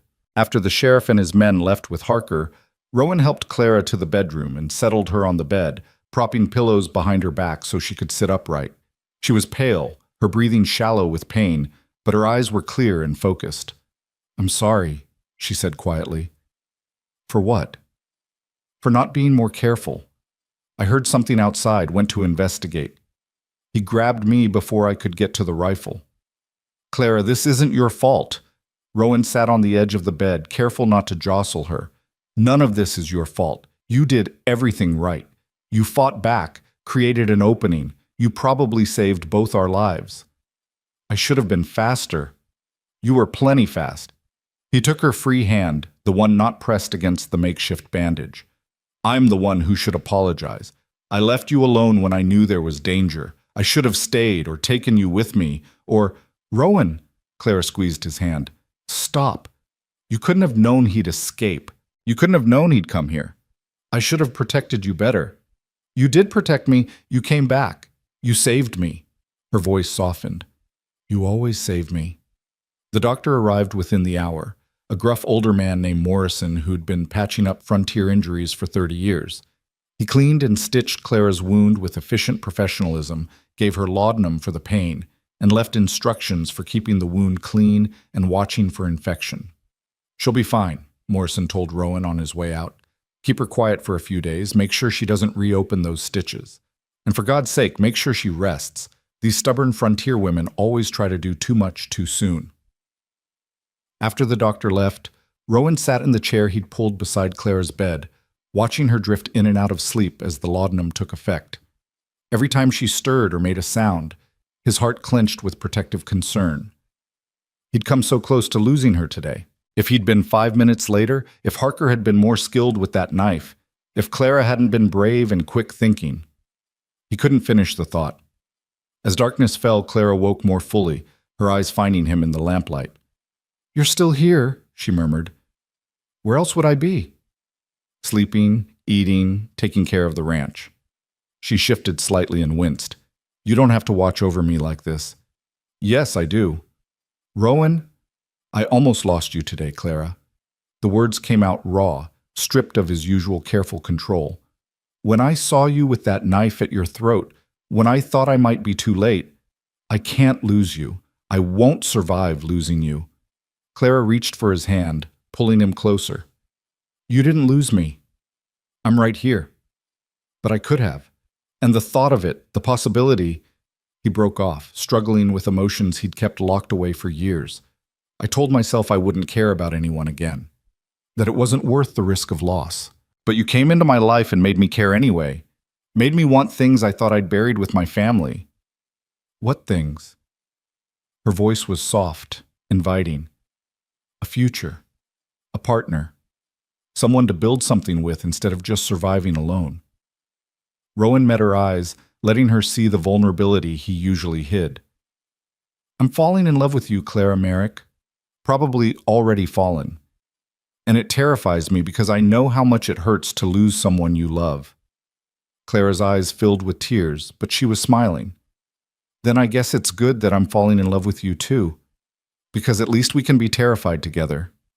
He kissed her then, gentle and careful of her injury, pouring everything he couldn't say into the press of lips and the caress of his hand against her cheek. When they broke apart, Clara was crying in earnest, but they were good tears, healing tears. Stay with me tonight, she whispered. I don't mean, just stay. I don't want to be alone. I'm not going anywhere, Rowan promised. He kicked off his boots and lay down on top of the covers beside her, careful not to jostle her injured side. Clara shifted closer, resting her head on his chest, and Rowan wrapped his arm around her shoulders, holding her like she was something precious and fragile. They lay like that as the lamp burned low, listening to each other breathe, two people who'd survived separate hells finding comfort in shared warmth. Rowan felt Clara relax against him, her breathing evening out as sleep claimed her again. He stayed awake, watching over her, silently promising that he would never let anyone hurt her again. The next morning brought Sheriff Ramsey back to the ranch, his expression troubled. How's Clara? He asked. Healing, resting. Rowan had been up since dawn, taking care of the morning chores so Clara wouldn't try to do it herself. What's wrong? Found out who helped Harker escape. Young fool named Danny Sykes works at the livery stable. Harker's cousin, turns out. Kid's barely 18, thought he was helping family. Ramsey shook his head. I got him locked up now, but that's not why I'm here. Then why are you here? Because Danny's talking, trying to reduce his sentence. Says Harker had partners we don't know about. Says there's a whole gang working this territory, and the three we caught were just the visible part. The sheriff's voice was grim. Says they're planning something big in Pine Hollow, a bank job maybe, or hitting the assay office when the monthly gold shipment comes through. Rowan's jaw tightened. When? Danny doesn't know exact timing, but soon. Could be days, could be a week. Ramsey met his eyes. I'm putting together a proper defense. Need men who can shoot straight and keep their heads in a fight. You interested? Clara's hurt. I can't leave her. Bring her to town. She can stay with the Hendersons. Mary's been asking after her anyway. She'll be safer there than out here alone. The sheriff's expression was serious. Rowan, I need you. You're one of the best shots in the territory, and you kept your head during the Rustler situation. If this gang hits the town, I need every capable man I can get. Rowan looked back at the house, torn between duty and desire to protect Clara. But Ramsey was right. She'd be safer in town, surrounded by people, than out here where any outlaw could ride up and cause trouble. Let me talk to Clara first. He found her awake, sitting up in bed and looking mutinous about being confined there. When he explained the situation, her expression shifted from frustration to concern. You should help, she said immediately. The town needs you. Clara, I'll be fine. Mrs. Henderson makes excellent pie from what I hear, and I could use some female company. She touched his face gently. You can't protect me from everything, Rowan. And I won't let you stop living your life because you're worried about mine. I just got you. I'm not ready to risk losing you. Then don't lose. Clara's smile was small but fierce. Go be the hero this town needs. I'll be waiting when you get back. They rode into Pine Hollow that afternoon, moving slowly to accommodate Clara's injury. Mary Henderson welcomed Clara into her home with warm enthusiasm, settling her in the guest room and promising to take excellent care of her. Rowan felt the knot of anxiety in his chest loosen slightly, knowing Clara would be surrounded by good people. Over the next 3 days, Ramsey organized the town's defense. Rowan joined a dozen other men in planning strategic positions, checking weapons, and preparing for an attack that might never come. The tension in Pine Hollow grew thick enough to cut, everyone watching the horizon and jumping at sudden sounds. Clara chafed at her confinement in the Henderson house, but Mary proved to be a formidable guardian, refusing to let her do anything more strenuous than sit in the parlor and do needlework. Rowan visited every evening, sharing what information he could, and stealing precious minutes of normalcy in a situation that felt increasingly dangerous. On the 4th day, just after dawn, a rider came galloping into town. They're coming, gang of about 8 riders, heavily armed, heading straight for Pine Hollow. The town erupted into controlled chaos. Women and children were rushed into the church, which had thick stone walls and few windows. Men took up positions behind barricades Ramsey had ordered built across the main street. Rowan found himself positioned at the sheriff's office window, rifle ready, heart pounding with adrenaline and fear. Remember, Ramsey called out, we let them get into the kill zone before anyone fires. No shooting until I give the signal. We want them trapped, not scattered. Clara appeared at Rowan's side and his heart dropped. What are you doing here? You're supposed to be at the Hendersons. Mrs. Henderson is with the women and children. I'm here because I can shoot, and you need every gun you can get. Clara held up a rifle, her expression brooking no argument. Don't even try to send me away. We both know I won't go. There was no time to argue. The thunder of hooves announced the gang's arrival. 8 riders, as reported, rode into town with the arrogance of men who'd done this before. They split up with military precision, 4 heading toward the bank, 2 toward the assay office, 2 staying mounted as lookouts. Now! Ramsey's shout cracked like a whip. Gunfire erupted from a dozen positions, catching the outlaws completely by surprise. The 2 lookouts went down immediately, their horses rearing in panic. The men at the assay office dove for cover, returning fire wildly. The 4 at the bank tried to retreat but found themselves caught in a crossfire. One of the outlaws threw a torch through the bank's window, and flames immediately caught the interior. Smoke began billowing out as glass shattered from the heat. Fire! Someone shouted. The bank's on fire! Half the defenders broke position to fight the flames, and the outlaws used the chaos to make their move. 3 of them rushed the sheriff's office, laying down covering fire. Rowan took down one, Clara hit another in the leg, but the third burst through the door, his gun sweeping the room. Time seemed to slow. Rowan saw the outlaw's gun swing toward Clara, saw his finger tightening on the trigger. He threw himself in front of her without thinking, without hesitation, his only thought to protect her at any cost. The bullet hit him high in the chest, spinning him backward.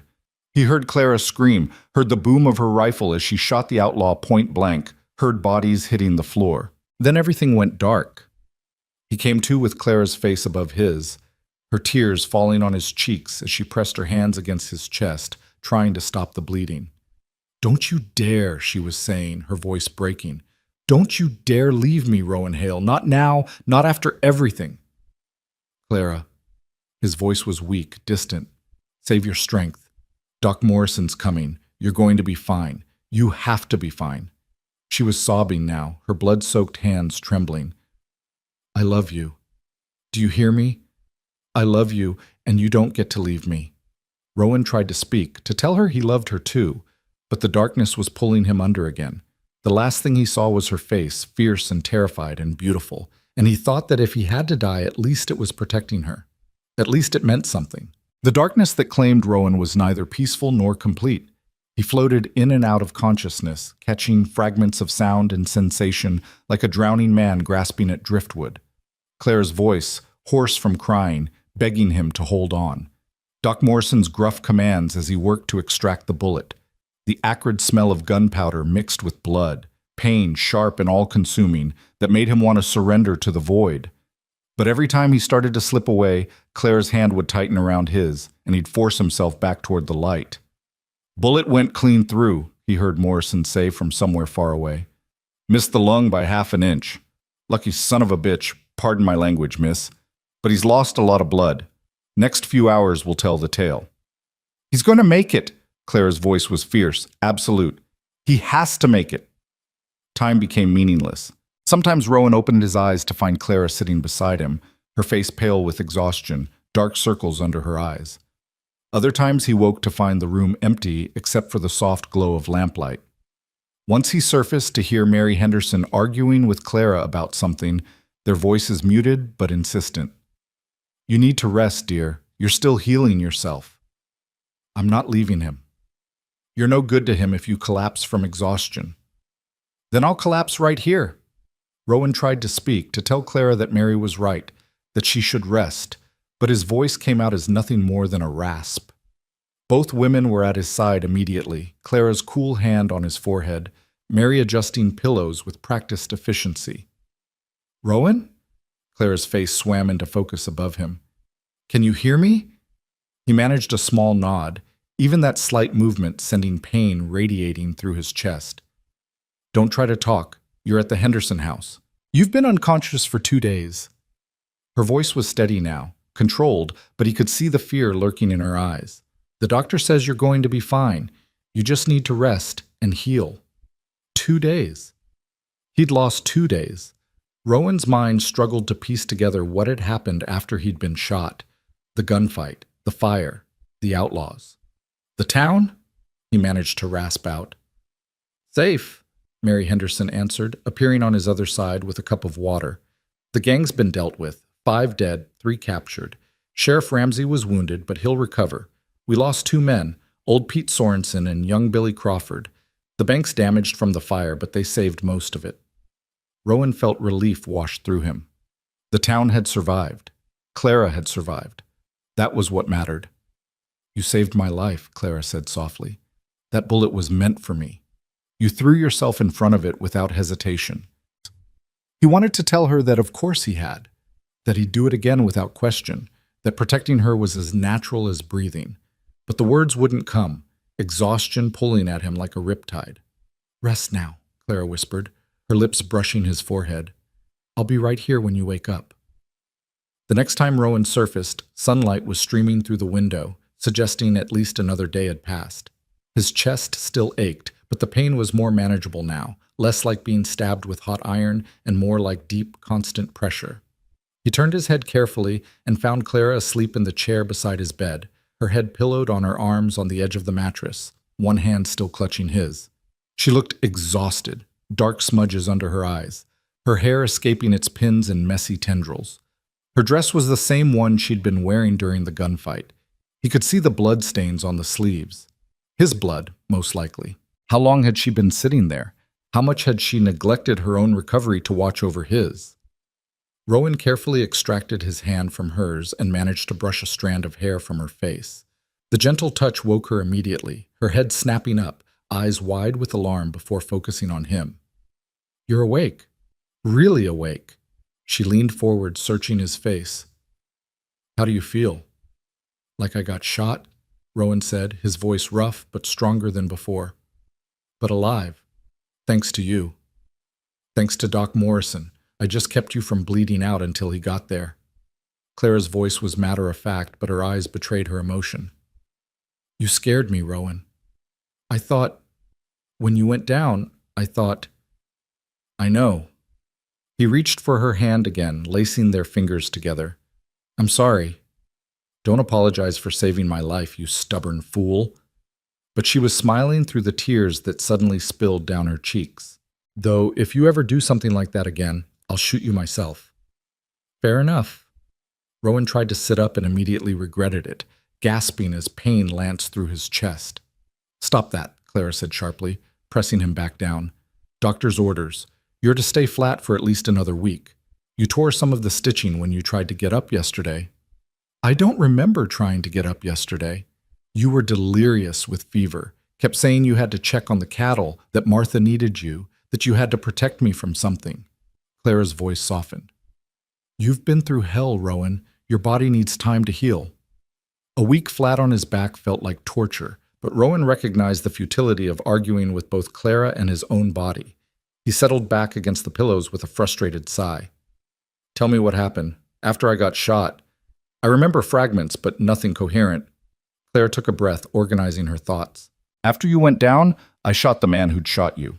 Sheriff Ramsey and the others dealt with the remaining outlaws. There was a lot of gunfire, a lot of chaos. The fire brigade managed to save most of the bank, though the interior's pretty damaged. We lost Pete and Billy, and 3 other men were wounded, but it could have been much worse. And you, your injury, reopened some of the stitches during the fight. Doc Morrison wasn't pleased with either of us." She managed a weak smile. "We're quite a pair, both of us stubborn enough to fight when we should be healing." "Sounds about right." Rowan's eyes were growing heavy again despite having just woken up. "How long have you been sitting there?" "Don't worry about that, Clara. Since they brought you here, with breaks for necessities, before you start lecturing me." She squeezed his hand. "I couldn't leave you, Rowan. I needed to know you'd be all right." "I am all right. Or I will be." He fought against the exhaustion pulling at him. "But you need to take care of yourself too. Promise me you'll rest." "Proper rest. Not just sitting in a chair watching over me."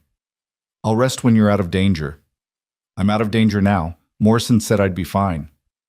"He said the next few hours would tell the tale. That was 2 days ago. We still have hours to account for." Clara's voice was stubborn, but Rowan could see the exhaustion etched into every line of her face. "Then compromise with me. Go sleep in a real bed for a few hours. Mary can sit with me. When you wake up, come back, and I promise I'll still be here." Clara looked like she wanted to argue, but a jaw-cracking yawn undermined her protest. Finally, she nodded. 4 hours. Then I'm coming back. Take 6. 4. 5, and that's my final offer." Despite everything, Clara laughed. "You're negotiating while flat on your back with a bullet wound. You really are the most stubborn man I've ever met." "Takes one to know one." She leaned down carefully, mindful of his injury, and kissed him softly. 5 hours. "But if anything changes, Mary wakes me immediately." "Deal." Mary Henderson appeared as if summoned, took one look at Clara's exhausted face, and practically marched her out of the room. Rowan heard their voices fading down the hallway, Mary's scolding and Clara's weak protests, and felt himself smile despite the pain.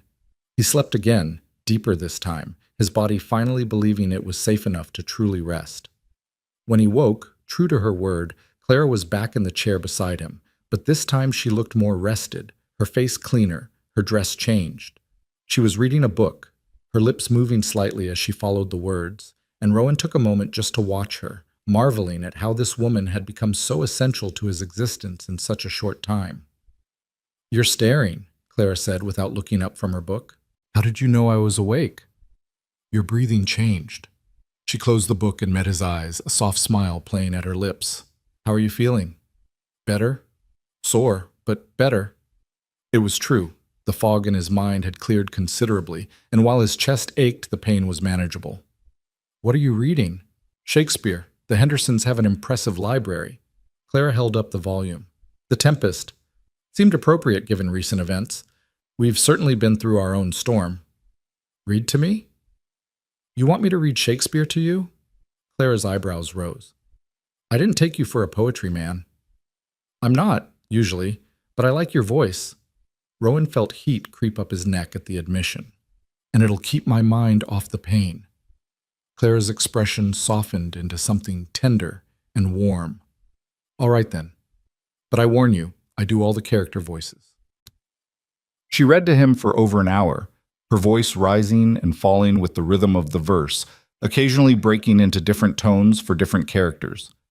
Rowan found himself less interested in the actual story and more captivated by watching her face animate with the words, the way her eyes lit up at passages she particularly loved, the small smile that played at her lips during the comic moments. This was what the rest of his life could look like, he realized.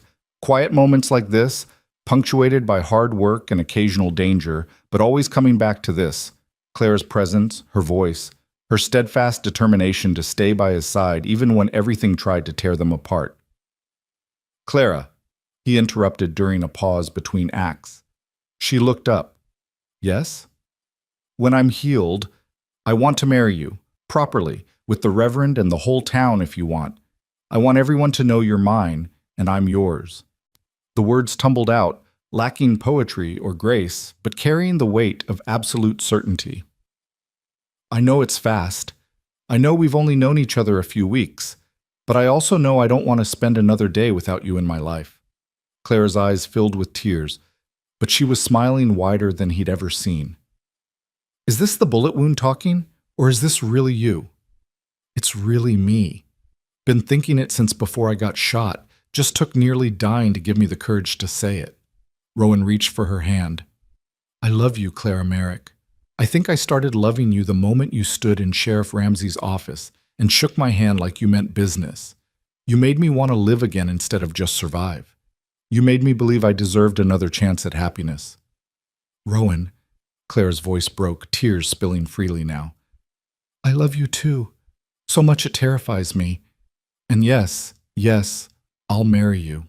I'll marry you tomorrow, if Doc Morrison would allow it, which he won't.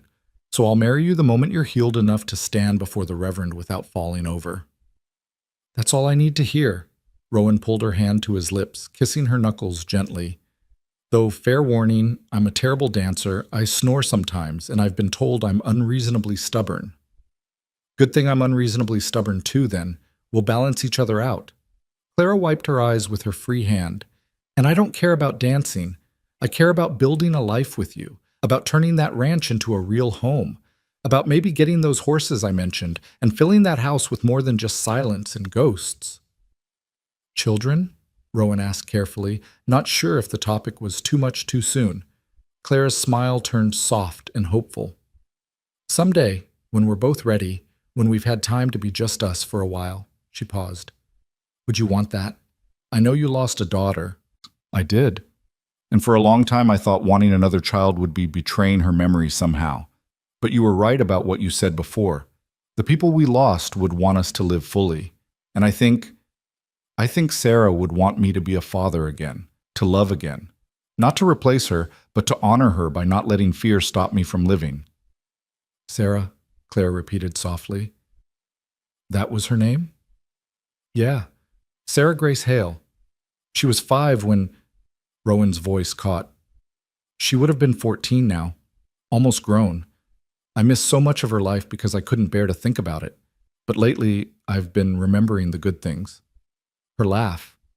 The way she used to follow me around the workshop, asking a million questions. How she loved thunderstorms and hated peas. She sounds wonderful." She was. And Rachel, my wife, she was patient and kind and loved me despite my rough edges. Rowan met Clara's eyes. I loved them both with everything I had, and I'll always carry them with me. But loving you doesn't diminish that. It's different, but it's just as real. I understand. My family will always be part of me too, but that doesn't mean there isn't room in my heart for new love, new family. Clara squeezed his hand. We're both building on foundations of loss, Rowan, but maybe that makes us stronger. Maybe that means we know how precious this is. They sat in comfortable silence for a while, hands joined, the weight of their promises settling around them like a warm blanket. Finally, Clara picked up the book again. Should I continue reading, or would you rather rest? Read. I'm not tired, and your voice helps. She read until the light outside began to fade, until Mary came to check on them and bring Rowan some thin broth that he managed to keep down. Sheriff Ramsey stopped by that evening, his arm in a sling but his spirits good. You're looking better, Ramsey said, settling carefully into a chair. Gave us quite a scare, Hale. Didn't mean to. How are you holding up? Bullet creased my shoulder. I'll be fine in a week or two. The sheriff's expression turned serious. I wanted to thank you, and Miss Merrick. You both showed real courage during that fight. Without you, more people would have died. We did what needed doing, Rowan said simply. That you did. Ramsey pulled out a small leather pouch and set it on the bedside table. Town council voted to give you both a reward, $500 each. It's not much considering what you went through, but it's what we could spare with the bank repairs and all. That's not necessary, Clara protested. It's necessary to us. You defended our home, both of you. You earned it. The sheriff stood, wincing slightly. Take care of yourself, Rowan. Town needs men like you, men willing to stand up when it matters. After Ramsey left, Clara opened the pouch and counted the money with wide eyes. $500. Combined with the reward from before, that's... She did quick mental arithmetic. That's enough to expand the ranch significantly. Buy breeding stock, repair the barn, maybe even build an addition to the house. Or you could use it to go wherever you wanted, Rowan said carefully. California, Oregon, anywhere. You're not obligated to stay just because I asked you to marry me. If you want to see more of the world before settling down. Rowan Hale, did that bullet scramble your brains? Clara's voice was sharp. I just agreed to marry you. I'm not going anywhere except back to that ranch with you as soon as Doc Morrison clears you both.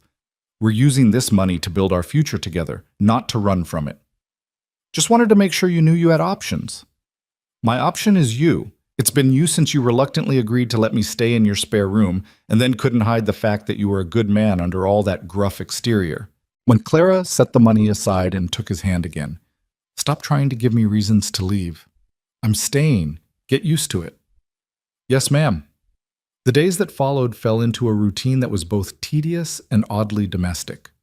Rowan chafed against the forced inactivity, but Clara kept him entertained with reading, conversation, and updates about the town. She'd visit the ranch every few days with one of the townsmen who'd volunteered to help with the essential chores, coming back with reports about the cattle and repairs needed.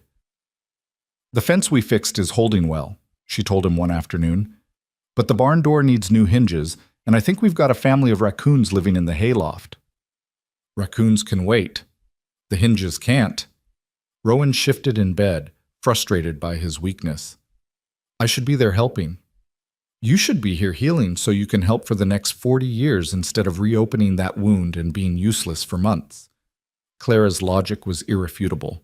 Patience, Rowan. We have time.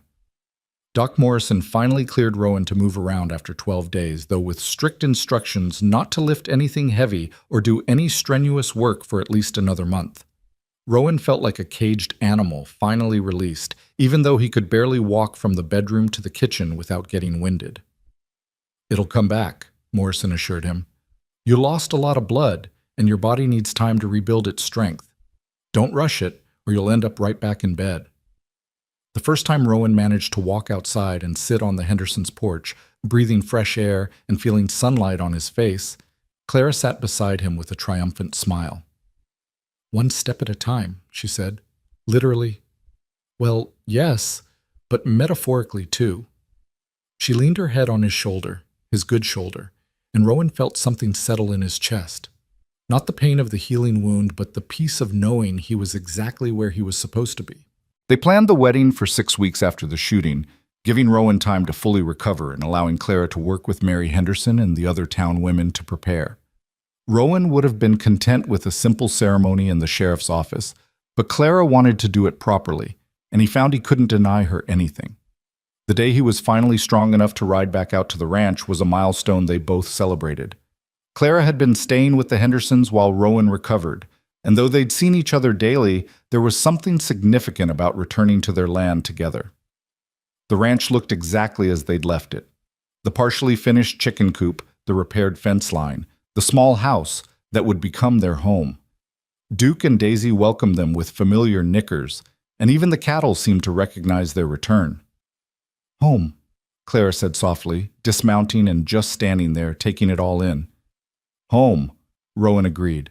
They spent the afternoon walking the property, slowly, at Rowan's pace, talking about their plans. Where they'd expand the barn, where Clara's garden would go, which pasture would be best for the horses they'd eventually buy. Every discussion was about we and our, about a future they'd build together. As the sun began to set, they sat on the porch steps, shoulders touching, watching the light paint the mountains in shades of gold and purple. "Can I ask you something?" Clara said. "Anything." "That night when you threw yourself in front of that bullet, did you think about it first? Was it a conscious choice or just instinct?" Rowan considered the question carefully. "Both, maybe. I saw the gun swinging toward you, and there was no thought process, just action, but also—" He paused. "Also, I knew in that moment that losing you would hurt worse than any bullet could. So if one of us was going to get shot, I'd rather it be me." "That's both incredibly romantic and incredibly stupid," Clara said, but her voice was thick with emotion. "I've been accused of being both before." She turned to face him, her hand cupping his cheek. "I'm glad you survived. I'm glad we both survived. And I'm glad that in a few weeks I get to stand before this whole town and promise to spend the rest of my life with you. Even knowing I'll probably do something stupid and romantic again." "Especially knowing that." Clara kissed him, soft and sweet and full of promise. "Because I'll probably do something stupid and romantic right back, and at least we'll be idiots together." The storm that rolled in that evening was sudden and fierce, the way storms often were in Wyoming. Thunder rumbled across the plains, and rain began falling in sheets, drumming against the roof and turning the world outside into a blur. They'd barely made it inside before the deluge started, and now stood in the main room, watching lightning flash through the windows. "We should stay here tonight," Clara said. "It's not safe to ride back in this." Rowan knew she was right, though the propriety of it concerned him. They weren't married yet, and while they'd been living on the ranch together before his injury, that was different somehow. But the alternative was risking their lives, and their horses, in a dangerous storm. "You take Martha's room," he said. "I'll take mine. Rowan, we're getting married in a few weeks. I think we can manage to be in the same house overnight without a chaperone. It's not about capability. It's about doing things right by you." Clara's expression softened. "You're a good man, Rowan Hale, but I trust you, and I trust myself. We'll be fine." They prepared a simple dinner and ate while the storm raged outside, conversation flowing easily between them. They talked about the wedding, who would come, what Clara would wear, where they'd hold the reception.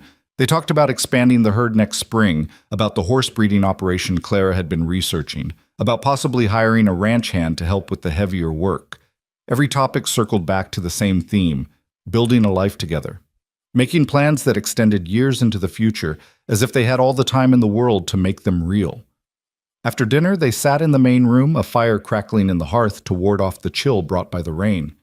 Clara had brought her Shakespeare volume, and she read aloud while Rowan whittled a piece of wood. Doctor's orders included keeping his hands active to maintain strength and dexterity. "What are you making?" Clara asked during a pause. "Not sure yet. Maybe a figurine for your garden. Maybe just practicing." He turned the wood in his hands. "I used to do this all the time, back when I was a carpenter. Haven't had the patience for it in years." "What changed?" "You." He met her eyes. "You make me want to create again instead of just maintain. Make me want to build things that last." Clara set the book aside and moved closer, settling beside him and watching his hands work the wood with practiced ease. The intimacy of the moment, the quiet domesticity of it, felt more significant than any grand gesture could have. "I never thought I'd have this," she said softly. "After my brother died, after I sold the farm, I thought the best I could hope for was survival. Maybe find work somewhere, live a quiet, lonely life, and try not to think too hard about everything I'd lost. What changed for you?" "You." She smiled at throwing his word back at him. "You showed me that survival isn't enough, that it's okay to want more, to reach for happiness even when it scares you. That love isn't for dreamers, it's for people brave enough to risk getting hurt again." The storm intensified, thunder shaking the windows, but inside the small house they were safe and warm and together. When Clara's eyes grew heavy, she leaned against Rowan's shoulder, her breathing evening out into the rhythm of sleep. Rowan set aside his whittling and just sat there, holding her, feeling the steady rise and fall of her breath against his side. This moment, this quiet, perfect moment, was worth every loss he'd endured to get here, worth the pain, the grief, the years of loneliness, because it led him to her. Clara stirred against him, murmuring something unintelligible but not waking. Rowan carefully adjusted his position so she'd be more comfortable, mindful of both their healing injuries. The fire burned low, casting dancing shadows across the room, and outside the storm raged on. But inside, there was only peace, only the promise of tomorrow and the day after, and all the days stretching out before them like an unwritten story waiting to be lived. When Clara woke the next morning, she was still curled against Rowan's side, his arm wrapped protectively around her shoulders. Soft dawn light filtered through the windows, and the storm had passed, leaving the world outside washed clean and new. For a moment, she lay perfectly still, not wanting to disturb this peace, this sense of rightness that felt almost too precious to be real. But Rowan was already awake, his thumb tracing absent circles on her shoulder, his breathing steady and calm. "Morning," he murmured when she stirred. "Morning." Clara sat up slowly, her side pulling with the movement, a reminder that she too was still healing. "I fell asleep on you. I'm sorry." "Don't be. It was perfect." Rowan's voice was rough with sleep but warm with contentment. "Best night's sleep I've had in years, actually. Having you here, knowing you're safe, I slept better than I have since before the shooting." Clara studied his face in the morning light. The lines around his eyes seemed softer somehow. The perpetual tension in his jaw relaxed.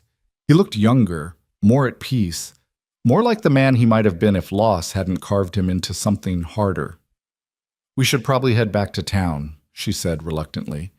"People will talk if we're not back soon." "Let them talk. We're getting married in a few weeks anyway." But Rowan stood, stretching carefully, testing the limits of his healing wound. "Though you're right. No sense causing scandal before we need to." They made breakfast together, moving around the small kitchen with an ease that spoke of growing familiarity. Clara scrambled eggs while Rowan made coffee, their movements synchronized like a dance they'd been practicing for years rather than weeks. It felt like a glimpse of their future. Thousands of mornings just like this one, building a life one quiet moment at a time. The ride back to Pine Hollow was leisurely, both of them reluctant to return to the reality of town and other people after their peaceful night alone. The land sparkled from the rain, every blade of grass jeweled with water droplets, the air crisp and clean.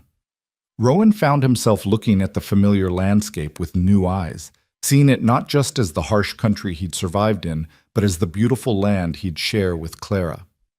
"I've been thinking about the wedding," Clara said as they rode. "I know we planned it for 6 weeks out, but that's still a month away. What if we moved it up?" Rowan glanced at her, surprised. "You want to wait longer?" "I want to wait less. I want to marry you next week, if Reverend Michaels will do it." Claire's voice was firm but vulnerable. "I know it seems rushed, and maybe people will think we're being impulsive, but Rowan, life is short and uncertain. We both know that better than most. I don't want to wait anymore." "Neither do I." Relief washed through him at her words. "I've been thinking the same thing. Every day we wait feels like we're tempting fate, like something might come along and take this away from us." "So we move it up?" "We move it up. I'll talk to the Reverend today. If he can do it next Saturday, we'll do it next Saturday. Clara's smile was radiant, worth more than all the gold in the territory. Next Saturday. 1 week from today, I'll be Clara Hale. How does that sound to you? Like coming home. When they reached Pine Hollow, the town was already buzzing with activity. News of their night at the ranch had somehow already spread, small towns being what they were, but most of the talk was sympathetic rather than scandalous. They'd defended the town together, nearly died together, and the people of Pine Hollow weren't inclined to judge two people who clearly loved each other for wanting to be alone during a storm. Reverend Michaels was more than willing to move the wedding up, his weathered face creasing into a smile when they explained their reasons. "Love like yours doesn't need a long engagement," he said simply. "You've already been tested by fire. Literally, in your case, Mr. Hale. I'd be honored to marry you next Saturday." Mary Henderson took the news with characteristic enthusiasm, immediately drafting half the women in town to help prepare. Clara tried to protest that it didn't need to be elaborate, but Mary waved her off. "Nonsense! This town owes you both a debt.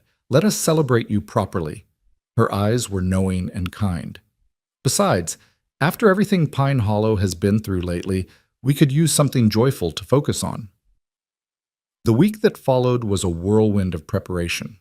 Clara split her time between helping with wedding arrangements and working at the ranch with Rowan, neither of them wanting to be apart for long.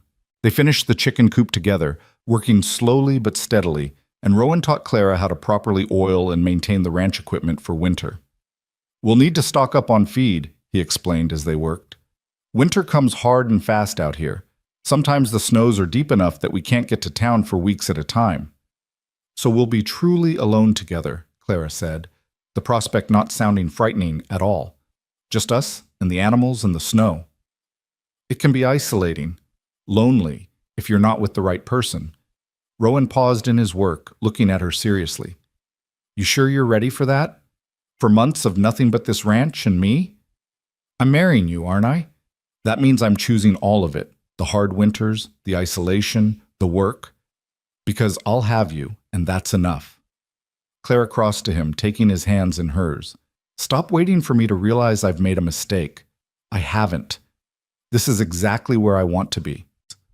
On Wednesday, 3 days before the wedding, a rider came to the ranch with news that made Rowan's blood run cold.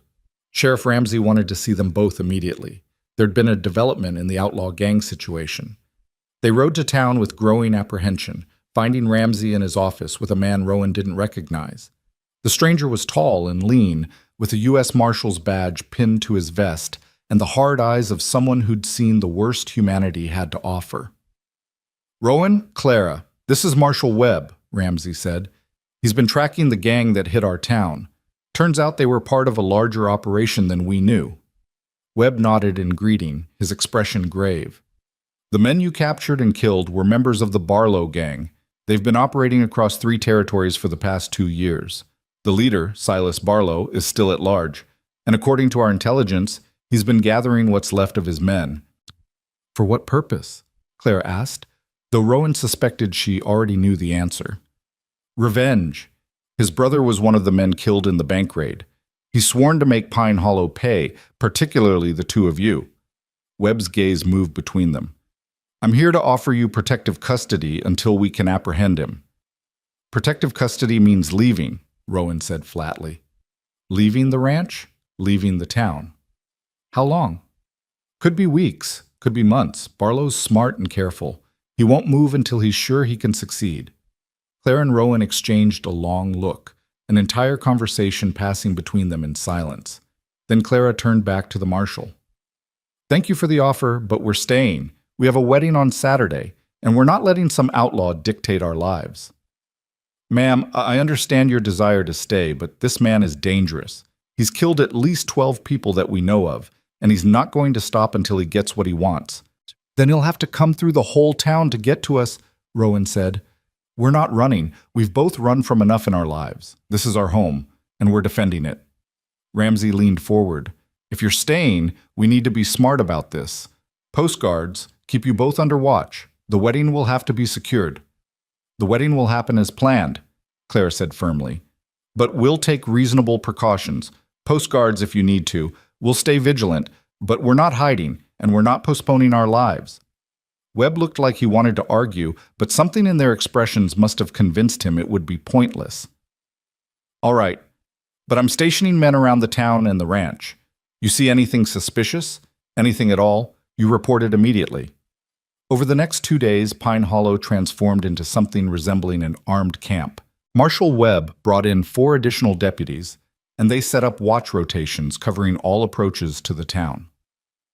Rowan and Clara continued their wedding preparations, but now with armed escorts accompanying them everywhere. The tension was exhausting, every shadow a potential threat, every stranger a possible enemy. But it also clarified something for both of them. They'd found each other against impossible odds, and they weren't going to let fear steal what they'd built. On Friday evening, the night before the wedding, Clara stayed with the Hendersons while Rowan remained at the ranch with 2 deputies posted outside. It was tradition for the bride and groom to spend the night before the wedding apart, and despite the danger, they'd decided to honor it. But sleep eluded Rowan. He lay in his bed, staring at the ceiling, thinking about Clara alone in town, about tomorrow, about the life they were about to begin. Every creak of the house made him tense, every distant sound a potential threat. The deputies were capable men, but Rowan had learned the hard way that capable wasn't always enough. Around midnight, a knock at the door brought him instantly alert, gun in hand. But it was just one of the deputies, his face apologetic in the lamplight. "Sorry to disturb you, Mr. Hale. Marshal Webb wanted me to report that they caught someone watching Miss Merrick's window at the Henderson house. Turned out to be young Danny Sykes, Harker's cousin, the one who helped him escape. He broke out of jail 2 days ago, and we didn't even know he was gone." Rowan's blood ran cold. "Is Clara all right?" "She's fine. Webb has her under close guard. The kid's back in custody, and he's talking. Says Barlow is planning to hit during the wedding tomorrow. Figures that's when everyone will be gathered in one place, when you and Miss Merrick will be most vulnerable. So we cancel the wedding." Webb says that might be exactly what Barlow wants, to keep you on edge indefinitely, waiting for an attack that might never come, or that comes when you finally let your guard down. The deputy shifted uncomfortably. "He's suggesting we use the wedding as bait. Bring Barlow in, end this once and for all." Rowan felt fury and fear war in his chest. He wants to use Clara as bait? He wants to use both of you as bait, but with the whole town on alert, with every deputy and capable man armed and ready, he thinks we can protect you while drawing Barlow out. It was a risk, a terrible, dangerous risk, but the alternative was living in fear indefinitely, always looking over their shoulders, never knowing when the threat would materialize. Rowan thought about Clara, about the life they wanted to build, and he knew what she'd say. "I need to talk to Clara, first thing in the morning, before we decide anything." "Marshall figured you'd say that. He'll bring her here at dawn." True to his word, Webb arrived with Clara as the sun was rising, her face pale but determined. The moment she saw Rowan, she went to him, and they held each other for a long moment before turning to face the marshal together. "You've heard the plan?" Webb asked. "We've heard it," Clara said, "and we're doing it. The wedding happens as scheduled. We end this today." "Clara, if something goes wrong, then something goes wrong. But Rowan, I'm not living the rest of my life in fear. I won't let this man steal our joy, our future, our wedding day." Her voice was fierce. "We've both survived too much to let fear win now." Webb outlined the plan in detail. The wedding would proceed as planned in the church at noon. Every person entering would be checked for weapons. Those belonging to townspeople would be allowed, but any strangers would be denied entry. Sharpshooters would be positioned in buildings surrounding the church. Deputies would be stationed at every entrance. The entire town would be on alert. "It's a solid plan," Webb said, "but I can't guarantee your safety. You need to understand that." "Nobody can guarantee anyone's safety," Rowan said. "We could die tomorrow from 100 different causes that have nothing to do with Barlow. At least this way, we're choosing to live instead of hide." The morning of the wedding was bright and clear, the autumn sky that particular shade of blue that only seemed to exist in Wyoming. Clara dressed at the Henderson house, wearing a simple but beautiful cream-colored dress that Mary had helped her make. It wasn't elaborate. Frontier weddings rarely were, but it fit her perfectly, elegant in its simplicity. Mary fussed over her hair, pinning it up with small white flowers that someone had managed to find despite the late season. "You look beautiful, dear. Rowan's going to forget how to breathe when he sees you." "I just want this day to be perfect," Clara said softly. "After everything we've been through, we deserve one perfect day." "You'll have it. The whole town is determined to make sure of that." Mary's voice was warm but worried, "though I wish it didn't come with quite so much danger. The best things in life usually do." At the ranch, Rowan dressed in his best clothes, a new shirt Clara had bought him, dark trousers, and the boots he'd polished until they gleamed. He felt strangely calm, the anxiety of the previous days replaced by a sense of clarity. Today he would marry the woman he loved, and whatever came after, they'd face it together. Sheriff Ramsey arrived to escort him to the church, along with 2 armed deputies. "You ready for this?" Ramsey asked. "More ready than I've been for anything in 9 years." The church was already filling with people when they arrived. It seemed like the entire town had turned out, along with folks from neighboring ranches who'd heard about the wedding. Every man was armed, every face alert, but there was also genuine joy in the air. Whatever happened, Pine Hollow was determined to celebrate this union. Rowan took his place at the front of the church, Ramsey standing beside him as his best man. Reverend Michaels gave him an encouraging nod. And then the doors opened and Clara appeared. She was beautiful in a way that made Rowan's chest ache. Not the polished beauty of Eastern ladies, but something more real, more earned. She'd survived loss and danger and heartbreak, and she was walking toward him with her head high and hope in her eyes. Mary Henderson walked beside her, serving as the mother of the bride in the absence of Clara's own family. Clara's eyes never left Rowan's as she walked down the aisle. He saw her note the armed men stationed around the church, saw her shoulders tense briefly, but her stride never faltered. She reached the front of the church and took his offered hand, her fingers trembling slightly in his. "You look beautiful," he whispered. "You look terrified," she whispered back with a small smile. "Not of marrying you, just of everything else." "Then let's focus on us and forget everything else, just for right now." Reverend Michaels began the ceremony, his voice carrying through the packed church.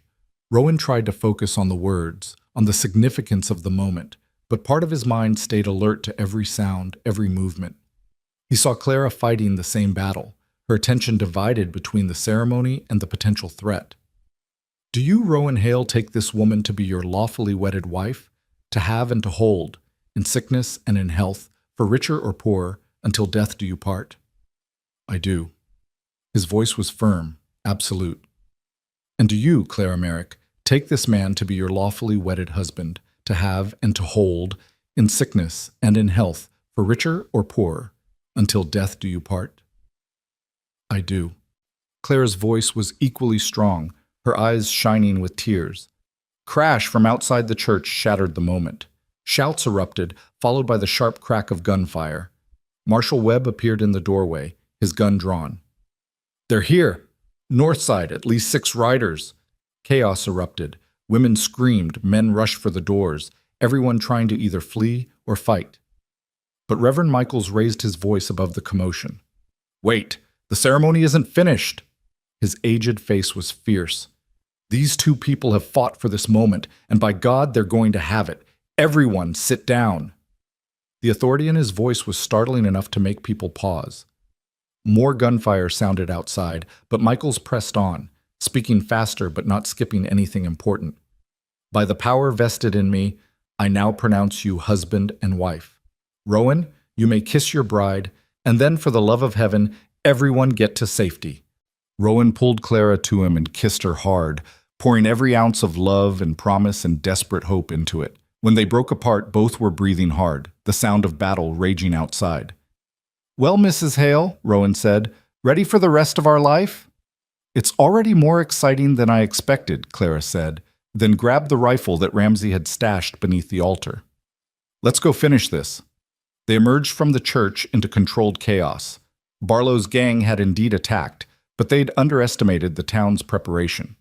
Webb's sharpshooters had taken out 2 riders immediately. The remaining 4 found themselves caught in crossfire from multiple directions, with nowhere to retreat. Rowan spotted Barlow himself, a hard-faced man with cold eyes, trying to circle toward the church.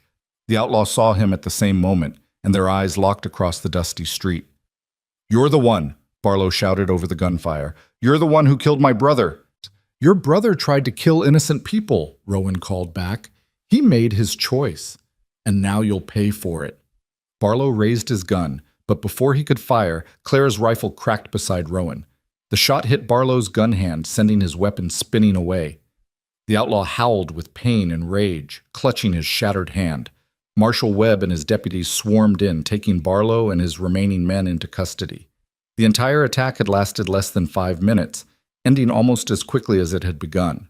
One deputy was wounded, several townspeople had minor injuries, but miraculously, no one had been killed. As the dust settled, Rowan turned to Clara, who was lowering her rifle with shaking hands. Her wedding dress had dirt on the hem, and there was a smudge of gunpowder on her cheek, but she'd never looked more beautiful to him. "Nice shot, Mrs. Hale." "Thank you, Mr. Hale." She set the rifle aside and stepped into his arms. "So, is this how all frontier weddings go?" "Just the memorable ones." They stood there in the middle of the street, holding each other while the town rallied around them. People emerged from buildings, checking on neighbors, helping the wounded, and slowly beginning to celebrate the fact that the threat was finally ended. Barlow and his gang were captured or dead. The danger that had hung over Pine Hollow was lifted. Mary Henderson appeared with a basket of food. Well, that was certainly dramatic, but we've still got a wedding reception to hold, danger or no danger. Everyone to the town hall. The reception that followed was part celebration, part relief, and entirely joyful. Someone produced a fiddle, another a harmonica, and soon music filled the town hall. Food appeared from a dozen different sources as families contributed what they could. Children ran between the adults, their laughter a reminder that life went on, that joy persisted even after danger. Rowan and Clara stood in the center of it all, accepting congratulations and well wishes, but mostly just holding each other and marveling at the fact that they'd made it. Against all odds, through danger and loss and fear, they'd found each other and built something worth fighting for. "Dance with me," Clara said suddenly. "I told you I'm a terrible dancer." "I don't care. It's our wedding, and I want to dance with my husband." So they danced, Rowan stumbling through the steps while Clara laughed and guided him. It was clumsy and imperfect and absolutely perfect. Around them, other couples joined in, and soon the hall was filled with spinning, laughing people, celebrating not just a wedding, but survival, community, and hope. As the evening wore on and the celebration began to wind down, Rowan and Clara slipped away, riding back to the ranch under a sky full of stars. The deputies had been recalled, the threat ended. They were finally, truly alone. The ranch house was dark and quiet when they arrived. Rowan lit a lamp while Clara stood in the doorway, looking around at the simple room that was now their shared home. "It's not much," Rowan said, suddenly self-conscious. "It's everything." Clara moved to him, wrapping her arms around his waist and laying her head against his chest. "It's home. It's ours. That's all I need." They stood like that for a long moment, just breathing together, feeling the weight of the day settle into something softer, warmer. Finally, Rowan tilted Clara's face up to his and kissed her, gentle and reverent and full of promise. "I love you, Clara Hale. I love you too, Rowan Hale, and I'm going to love you for the rest of our lives."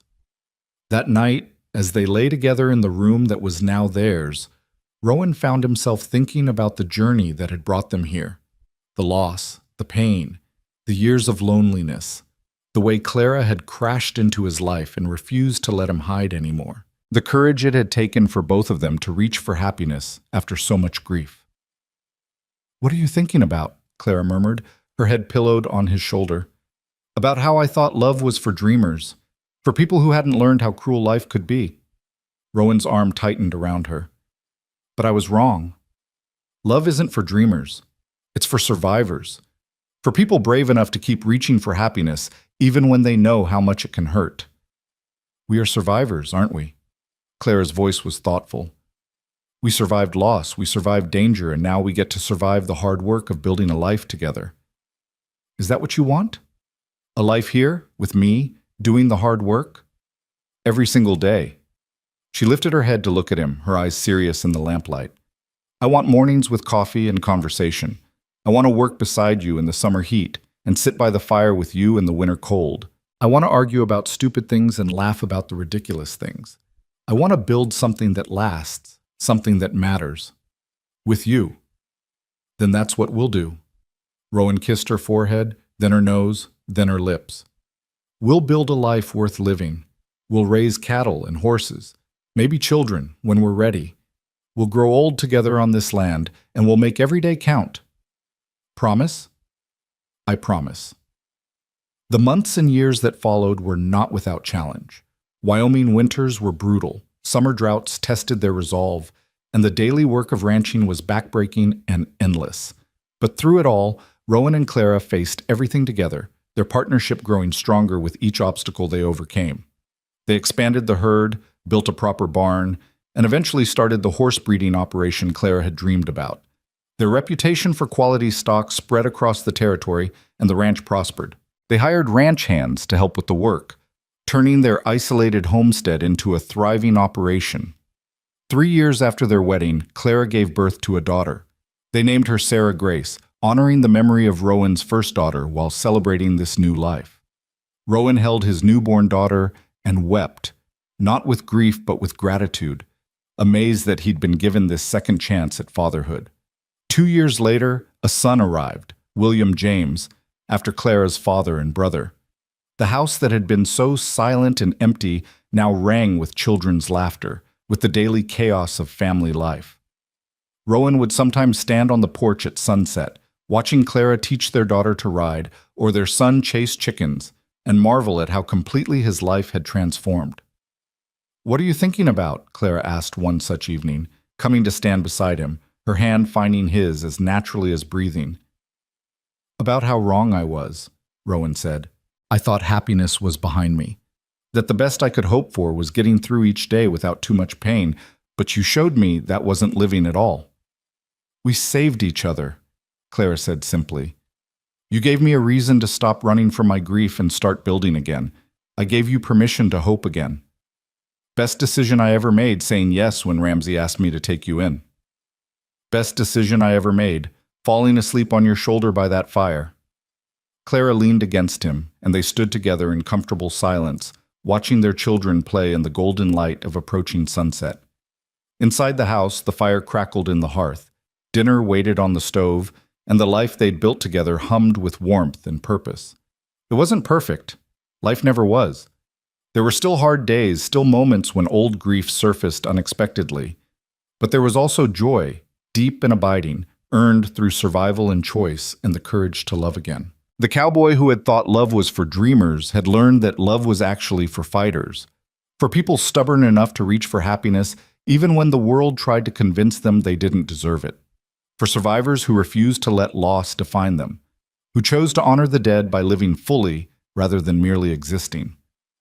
And as the stars emerged one by one in the vast Wyoming sky, Rowan Hale held his wife close and thought about all the tomorrows stretching out before them, each one a gift, each one a chance to build, to grow, to love. Each one proof that happiness wasn't for dreamers. It was for people brave enough to fight for it, to defend it, to choose it every single day. The frontier was still hard, still unforgiving, still demanded everything from those who chose to make their lives there. But standing on his porch with Clara's hand in his, and their children's laughter floating on the evening breeze, Rowan finally understood that some things were worth every hardship, every sacrifice, every moment of fear. Love was worth it, family was worth it, home was worth it, and he'd spend the rest of his days proving it, one sunrise at a time, building a legacy of hope from the ashes of loss. Because that's what survivors did. They endured. They persevered. And when they were lucky enough to find someone who understood the cost of survival, they held on tight and never let go. The fire inside the house cast warm light through the windows, a beacon in the gathering darkness. Clara squeezed his hand and smiled up at him, that same fierce, hopeful smile that had first cracked through his defenses all those years ago. "Come on, cowboy," she said. "Let's go home."